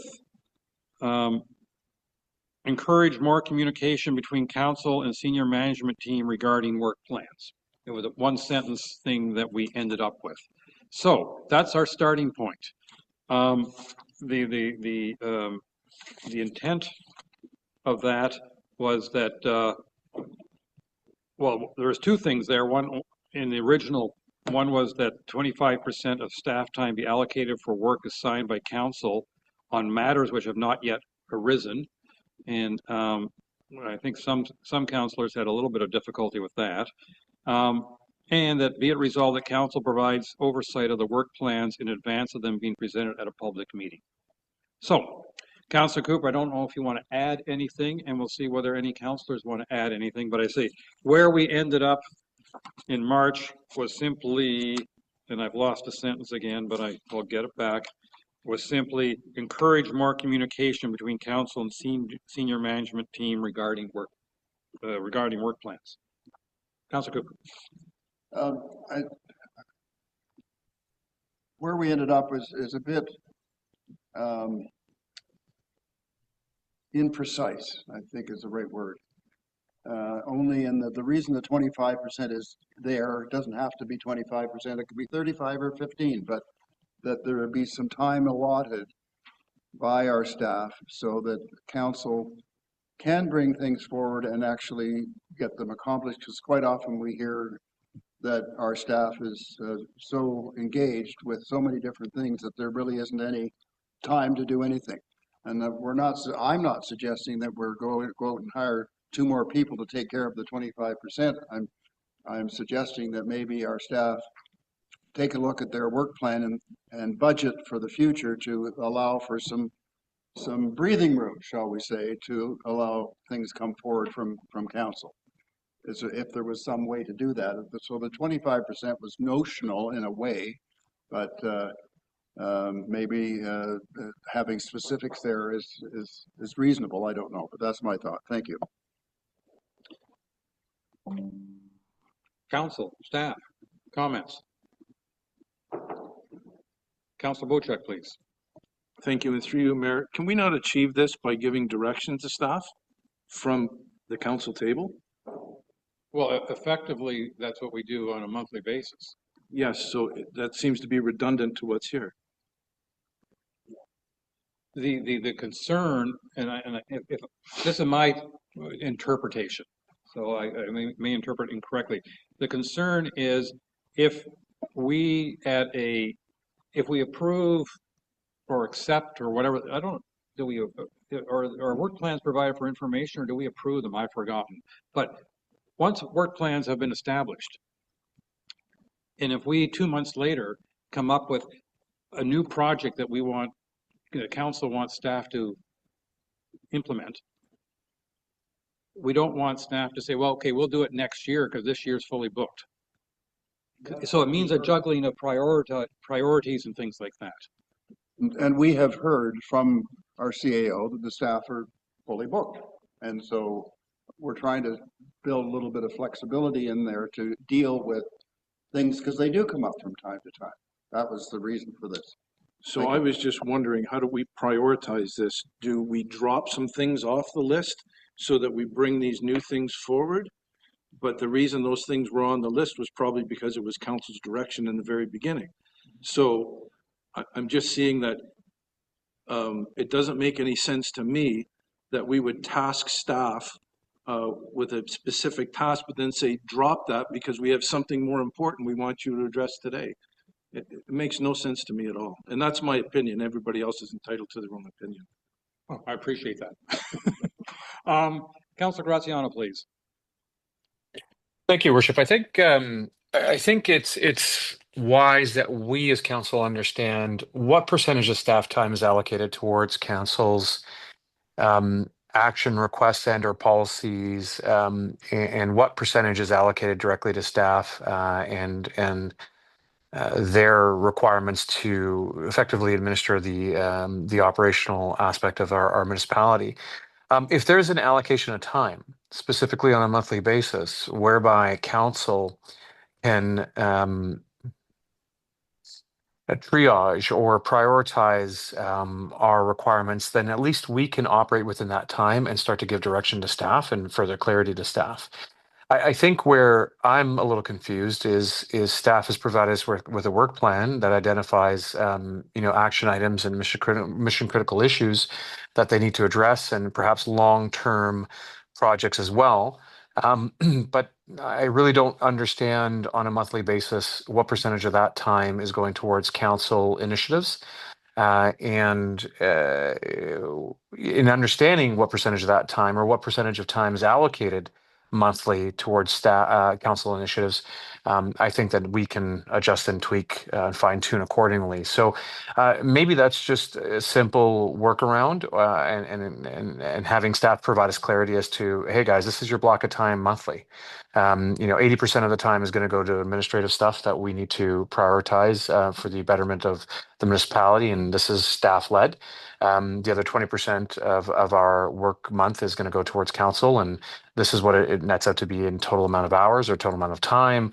Over to you on direction on what you need to prioritize, what you need to tweak, and what you need to remove from our agenda. My thoughts. Thanks. Thank you. Councilor Hazelton. And so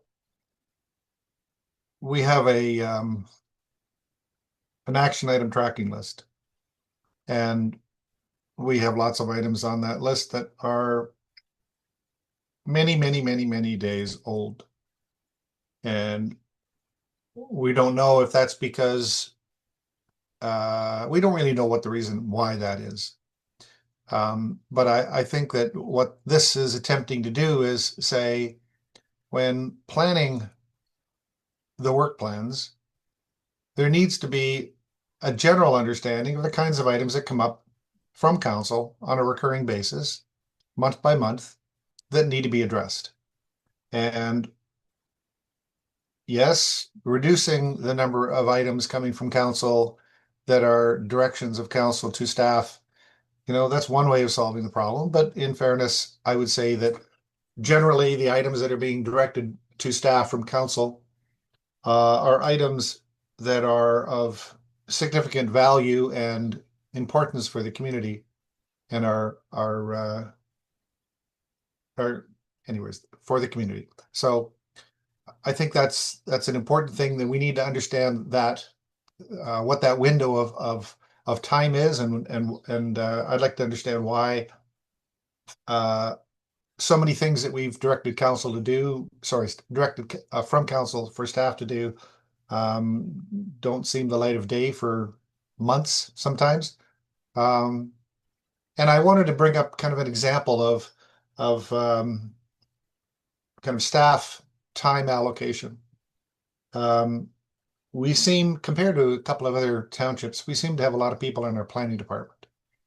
And on one hand, I think that's great. I have to confess that selfishly, I have been able to benefit from the availability of staff in the planning department. And so accolades to them for being able to help me. And so selfishly, I'm doing well.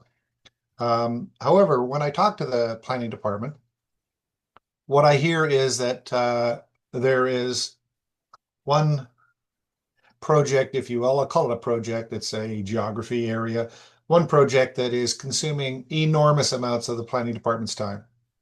And we as council have provided approval for staff to embark on a new OP and zoning bylaw review. And we have been dreaming, probably in La La Land, that that would be completed before the end of this term, and that we would be able to, as current council, to approve these things.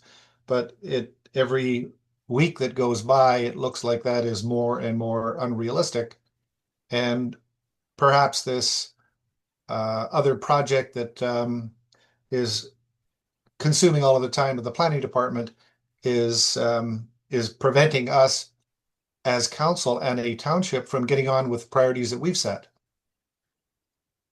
I bring that up as an example because in spite of all the potential time that our planning department could allocate to moving forward on items, they seem to be stuck with this major project and basically treading water, and we as a township aren't moving forward with things.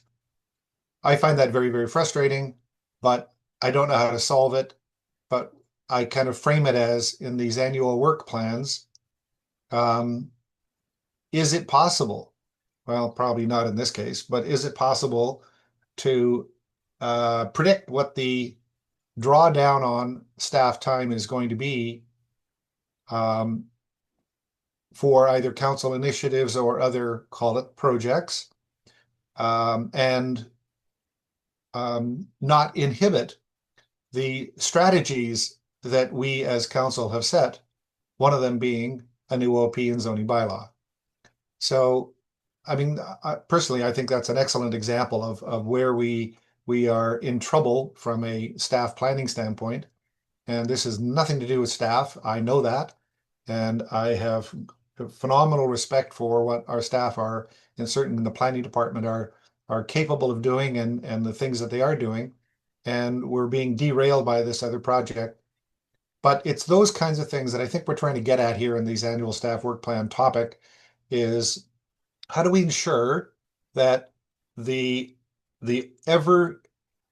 ongoing and often changing priorities from council are capable of being accommodated by staff. Thank you. Clerk Witt.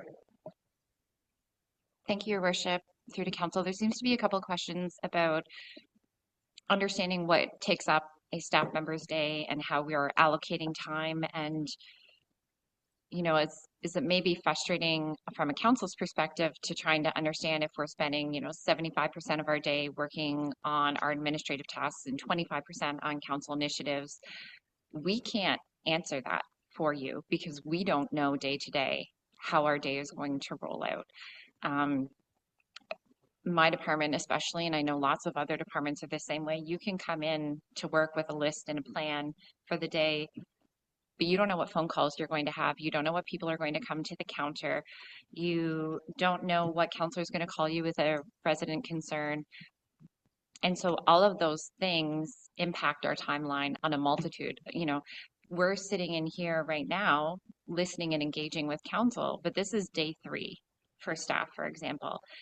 That doesn't mean any of my administrative tasks have stopped in these 3 days. It just means they've now backed up, right? Like even this morning, someone came in to the counter that I'm not here to respond to their concern. And there's no one else, because we are a small township, that has the knowledge to respond to their concern. So now when I leave here, I'm going to deal with that matter first, right? I'm going to put the residents' need first.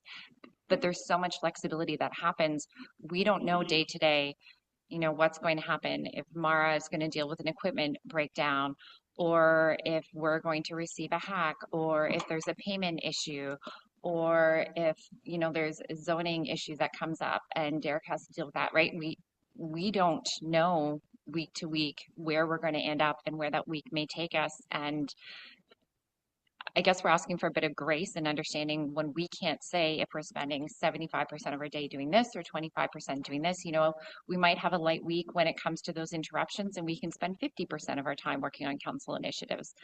But I think as a whole, we all recognize we're here to serve the constituents, and their applications and their inquiries, their complaints, those things tend to take precedent over some of the council initiatives and some of the things on our work plan And even when they're, legislatively mandated, we didn't know the strong mayors piece was going to come in, right? I had less than a month's notice to try to make that work or understand, you know, get my education up to date on what that means and what that means for the mayor, for the township, what our workload is going to be, right? There's no way come January when we were planning our work plan for this year that I knew that was going to happen, right? There's no way the mayor knew that was going to happen. There's no way the council knew that was going to happen. So there are so many things that are flexible and fluid. And, I recognize that in July, maybe there's this really big water issue that comes up that really needs to be dealt with. Well, we have our work plans. Let's go back to the work plans and see where the priorities lie. And it doesn't mean taking something off the plan because they're all equally important, but it might mean putting something first or moving that around. But it makes it hard for us to give you a 80-20 split, 75-25 split because of that. Thank you. CEO Mariotti. Yeah, I can actually quantify to a certain degree because, as Clerk Way has said, we're in day 3 now, council meetings, and that is 10% of our time that's been spent on council meetings. And as Ms. Way has said, the stuff keeps coming through that we have to try and deal with. I'll give you another example of Ms. Engel, who's recently joined us, and she keeps reminding me that she has over 70 items on a list that she's got to check off. And guess what happened? We had the MacTier playground that we now have to deal with. That now Ms. Engel has to go and look up, draft an RFP for the for bidders for a potential playground. She has to go out and do outreach to the community to get input on the playground. She now has to work with Ms. Schneier on trying to get funding down the road for the playground. And then we had the Stewart Lake boat ramp that just appeared this week. That is that needs to be looked at. That association has come forward that was not on our radar. So these are things that jump out that seem simple. It seems simple to say, just issue an RFP for XYZ. It takes time and effort. I know because I've done them. And in terms of the work plan is driven by council direction. It's not staff driven. So I want to clarify that. There are items on the work plan that have come through the strategic plan, and there are items on the work plan that have come through council resolutions. Some resolutions are quick. We take care of them. We update the resolution tracker. Other resolutions that are more convoluted, they go on the work plan. So everything that council sees on that work plan is council's. What we can do as staff is we can share that work plan more often. And then if council feels that a certain activity needs to be prioritized over another activity, then of course we can do that. We use our best judgment based on gauging the temperature between the community and the inquiries from council to say, okay, we need to work on this item first before tackling that other item. But again, we need to know in between council meetings if there is something of concern to council, as opposed to hearing it on the day of council to say that, so many things are not being done. Well, reach out. Say, Greg, what's happened with X, Y, and Z? And then maybe we can have a conversation offline so that we're not now in this setting here to say so many things aren't done. What we have to remember is that a lot of things are being done as well. And when council is issuing 10, 12, 15 resolutions a month, that's a work plan for staff. Thank you. Councillor Graziano. Thank you, Your Worship. I want to address a misconception. I think that the message that I had attempted to bring forward and the solution that I had attempted or that I'd recommended was misunderstood.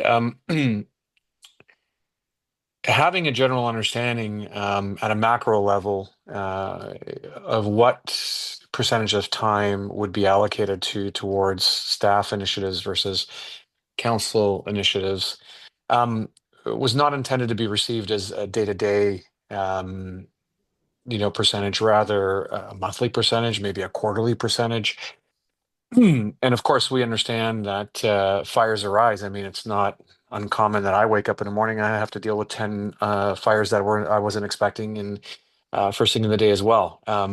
It's the norm for any business. And yes, sometimes those fires can get in the way of planned goals and planned action items. However, at a macro level, we can have an understanding, or at least I believe that council perhaps could receive an understanding of what percentage of time is really being allocated towards, or will be dedicated, rather, not is being, but rather dedicated towards council initiatives. And we can advise accordingly based on the work plan that our CIO has identified as councillor led. So we can manipulate that work plan as it's written today to provide staff with a understanding of what our priorities are and which action items need to take a priority over which others can fall off and or be benched and sidelined until a later date based on that timeline. And I want to say that I think success is not found in ambiguity. Rather, success is found and defined through being able to understand what we're confronted with, and then develop strategies around it. And so, in that context, I feel that perhaps again another good way for staff council relations and the customer service success, excuse me, staff led. Committee to work with council on this, really analyzing, hey, how do we provide a block of time, and of course not factoring in any unforeseen fires, but how do we allocate a block of time that council then can give us direction on what's their biggest priorities at this particular time. And again, it's great to understand that the work plan is council led and therefore can be identified and or can be addressed by council. And I would go so far as to say perhaps we also call a council meeting whereby we sit down and hash out based on that work plan what our priorities are, and then provide that back to staff so they have a better understanding as well. So that's my thoughts. It's not a day-to-day, rather a macro level, monthly, quarterly, whatever works, whereby council knows how much time we're being allocated for our initiatives and giving direction back to staff as to what our priorities are. Thank you. Thank you. Director Engel. Through you, Mayor Coots here.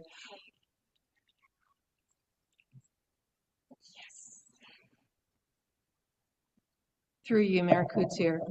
I can estimate that 70 to 80% of my time is on council-directed projects, plans, resolutions. I currently have a project work plan with 75 projects on that. Now, some of them I can delegate to my staff, but I still need to take an overall lead on it.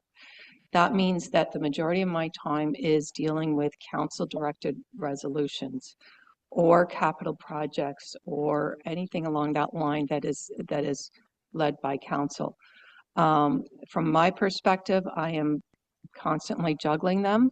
It would be good to have a prioritization from council to say legislated takes first priority, other areas take second, lower priority, and then I can work underneath that. I'm more than happy to share the list of projects I currently have.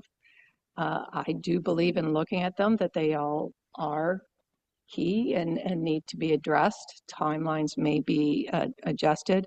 And that said, when I started, I had 65 projects and I'm already adding another 10. So through ongoing work, we are dealing with items like we saw with the playground, other areas where those are suddenly going to take priorities. And I am operations, so we are dependent on the weather. That means everything may end up being dropped for an ice storm or a blizzard or addressing those types of issues. But just to follow up, 70 to 80% of my time is council-directed projects. I'd be happy to share them with you, and it would help me clarify by having the methodology you would like to see for prioritization. Thank you. Councillor Wojcik. Thank you, and through you, Mayor. I'm not totally opposed to this idea, but I believe it's bordering on micromanaging. And personally, I would entrust our CAO to delegate to all directors of staff what their priorities of work are based on councillors' input. So that would be the system that is in place today, as far as I know, and I don't think the system is broken from my point of view. Thank you. Thank you. Yeah, I find myself, I don't want to micromanage staff, though I think I, like all counselors, are occasionally guilty of approaching a senior manager or a CAO and say, well, I got this phone call yesterday from so-and-so, and they think the potholes on XYZ road are getting beyond reasonable, or what have you. I mean, we all get those calls or emails from our constituents who say, you know, there's a real problem with this tree branch that's blocking the lane, or you can make them up. There are lots of them. I think that, you know, in my past life, I was involved with a number of, I don't want to call them time motion studies because a couple of them were those, but also, you know, how to make your life more efficient, how to get staff more productive, be they office staff or production staff or what have you. And one of the things that comes out of that is most of us are involved with too many meetings. That if you have an office staff member who's spending the equivalent of 1 day a week in various meetings, you have to decide, are those meetings actually being effective? And I think that's important for us to understand, in that, you know, this is day 3 of a council meeting. And the council meetings not only consume 7 councillors in their time, but right now in this room, there's 1, 2, 3, 4, 5, 6 staff members. And in most of our council meetings, there's at least half a dozen, if not more, staff members. So if they are spending that time in a council meeting, they're not doing other things other than informing us and or taking direction from us as council. So we have to also think about if you know, we have during this term created a number of tracking reports or the like that take time to fill in.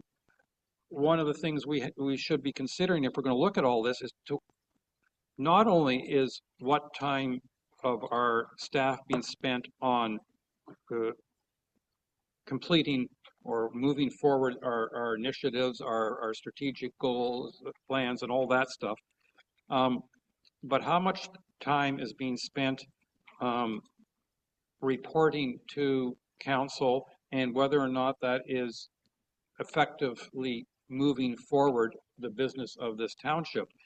And so I don't like at all the idea is that 25% of the time is allocated to work assigned by council, when we just heard from Ms. Engel, she figures about 75-80% of her time is doing council direction. Absolutely, there are certain administrative tasks, there are certain legislative tasks that must be done by many of our staff members. But we as council have to understand that we consume a good chunk of staff time as individuals as opposed to the council as a whole, but we also as a council whole consume a lot of time. And if we bring something new, we have to consider how that affects the priority list, because staff aren't sitting here.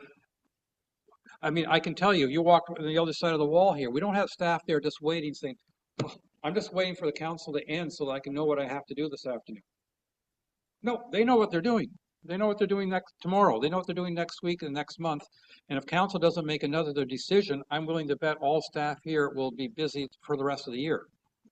So I think we have to be a little bit cognizant of, you know, let's not micromanage staff. Let's trust they're professionals that we've hired. We have a much I would argue the highest quality of staff as far as qualifications, professional and background qualifications that we've ever had. These folks know how to do the job. We as council should help them when we think their priorities should be rearranged because we think, well, you know, it's about time that we address whatever it is, a particular road, if I'm looking at Director Engel, because that road has actually deteriorated faster than anyone expected because of flooding or what have you. Okay, that now becomes a priority. Everything else gets put back an extra week because all of a sudden there's going to be equivalent of a week's worth of time spent on getting that road fixed or whatever it is. So I think I like the idea. I mean, I know it was so briefly worded before, but I like the idea of staff giving us updates. But I mean, they do prepare monthly updates of what they've done the past month, and Ms. Engel, for example, has offered to share her list of 75 projects. But let's not have staff assume that what's going to come forward, that they're saving time to respond to what will come forward, because some councils, some months we give more direction than other months. Other comments? I remind you how simple it was last time when with this discussion. We ended up with more communication between council and senior management staff on work plans. Councillor Jarvis, please. Thank you. And as much as I would like all my projects given high priority on anything we do, as opposed to council as a whole, I think that I'm with Councillor Bocek. We're verging, and yourself, we're verging on the concept of micromanaging, which I am dead set against. And I think that staff have provided us and continue to provide us with a very good, I'll call it, service. I appreciate the work they've done, and I think that their work plans are we laid them out. I mean, we lay them out every council meeting we have. And if we don't have a better understanding of what we're asking staff to do, then that's on our backs, not on theirs. So I am completely happy with the status quo. Thank you. Thank you. Councillor Graziano. Thank you, Worship. It's unfortunate that that this learning or lessons learned item is being framed as micromanaging.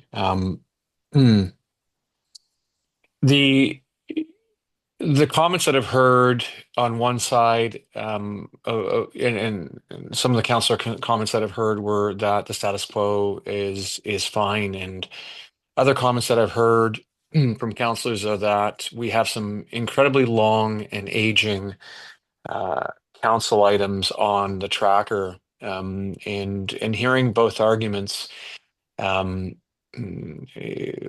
there has been few solutions. Rather, the conversation has sided towards maintaining the status quo, which doesn't solve the problem of aging action items.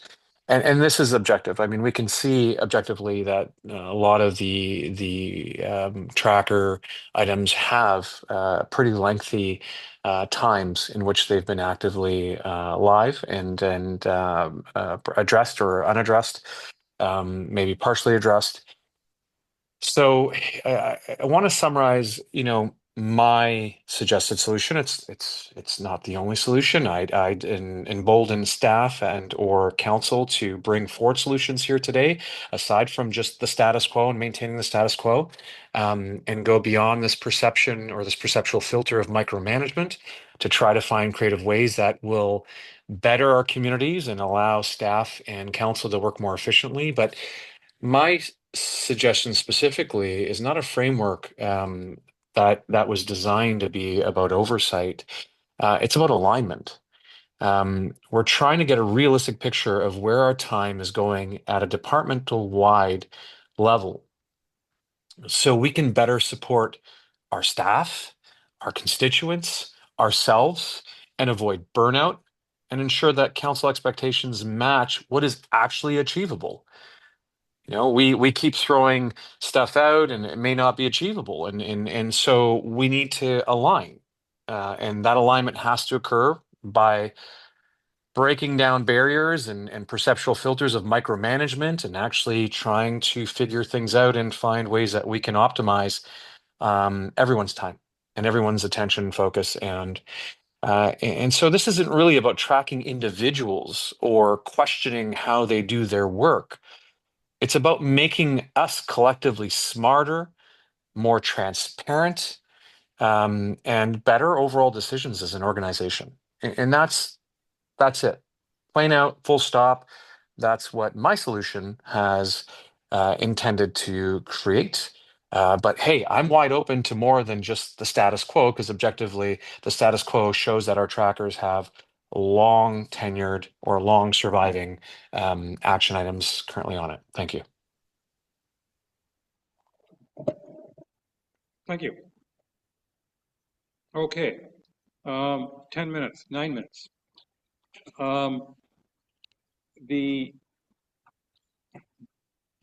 As I say, encourage more communication between council and senior management team regarding work plans. Do you want to add anything to that for this particular item at this point?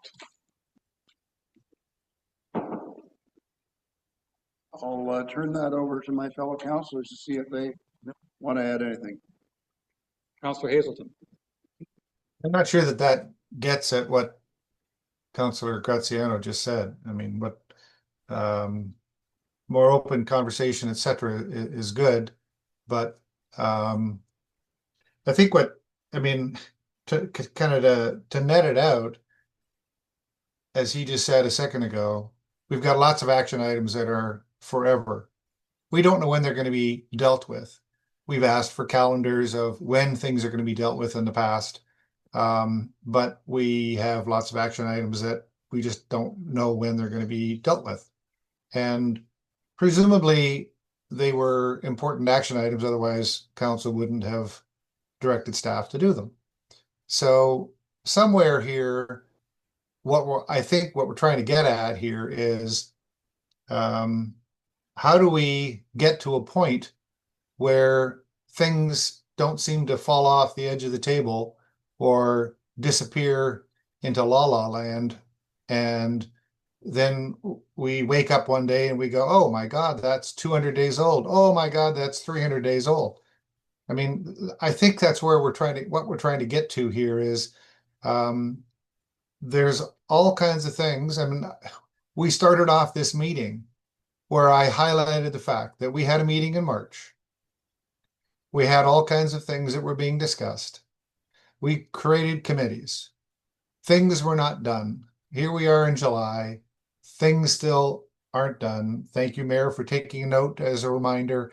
But my point is, this is not unusual in our township. There are all kinds of things on that action item tracking list that just don't seem to surface again. And I think that's where this resolution was, or point was trying to address it. If they're not being done, well, help us understand why. I mean, we know, for example, in the clerk's department that we're down a deputy clerk or assistant clerk or whatever.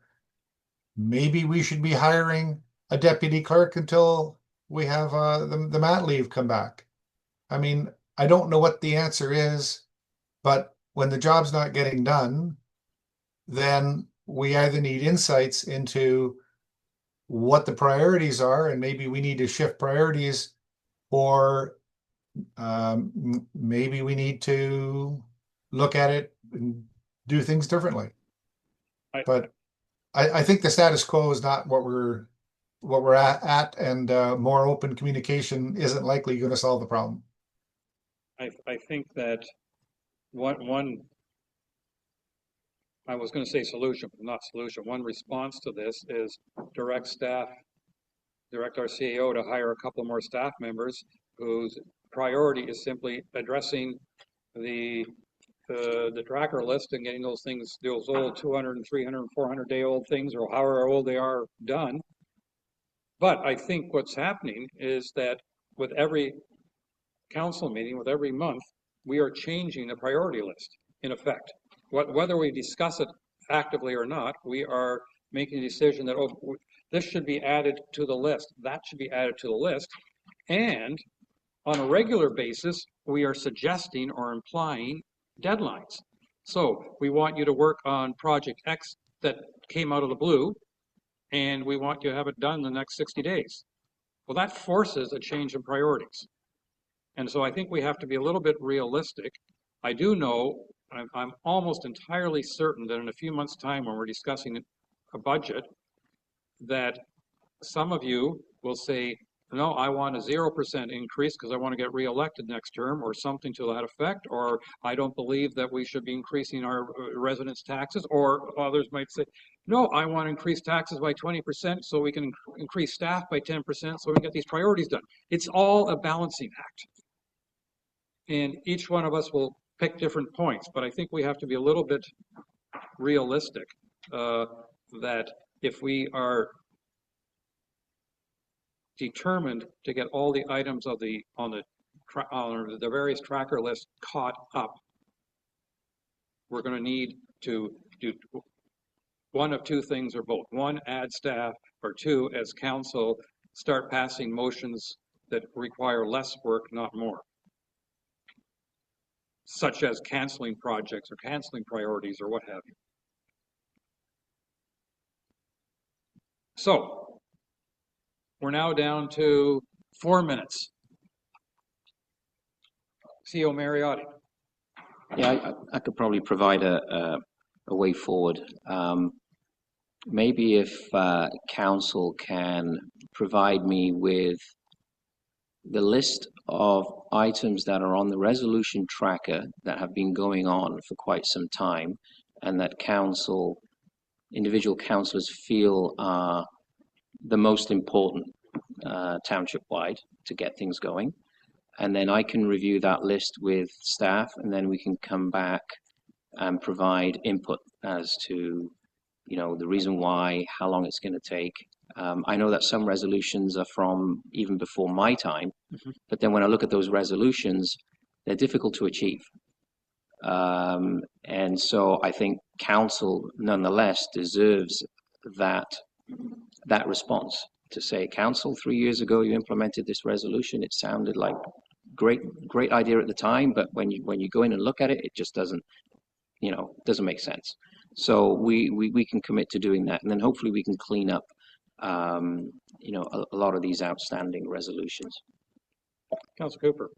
Yeah, I'd just like to encourage that the suggestion here is, I think, a good one. We need to examine what we're doing. This whole list is really about process improvement, and I'm stating the obvious, but maybe there's some things we're doing which don't need to be part of the process. I will say that 25, 30 years ago, when I built my cottage, my taxes were very low, $1,000 or something. Now it's almost 10 times that. And what are we doing? What am I seeing that's different? There's more activity, of course, but the truth is not a lot. So I think we need to maybe take a look at what we're doing and saying, let's take some things away that we don't need to do, and maybe you can come forward with it. Well, terrific. That's called process improvement. That's process improvement. All right. Thank you. So that could be part of the resolution, couldn't it? Just that we've asked the CAO to come to us with some suggestions as to where the priorities are, or something to that effect. How about, be it resolved, the Committee of the Whole recommends to Council to encourage staff to provide more communication between Council and information contained in the senior management team work plans, and that Council and our CAO work together at prioritizing the items on the tracker list. Sure. And I'm happy with that. I don't know others, but I think that's a worthy all right, objective. I'm just going to call the vote now, Councillor Bochek and Councillor Graziano, because I think we know the councillor. We're going to end this meeting at 11:30 because we're going to lose quorum. So, in this discussions will continue. This is not shutting down item 4; it's moving forward on it. So, all those in favor? 1, 2, 3, 4. We got that passing. And I'm also going to then say move. But that was moved by Councillor Cooper, seconded by Councillor Hazelton, and we now have moved by Councillor Bochek, seconded by Councillor Jarvis. Be it resolved, the Committee of the Whole does now adjourn at 11:30 a.m. to reconvene on August 12th, 2025, or at the call of the chair. All those in favor? And we are adjourned. Thank you very much for the discussion this morning.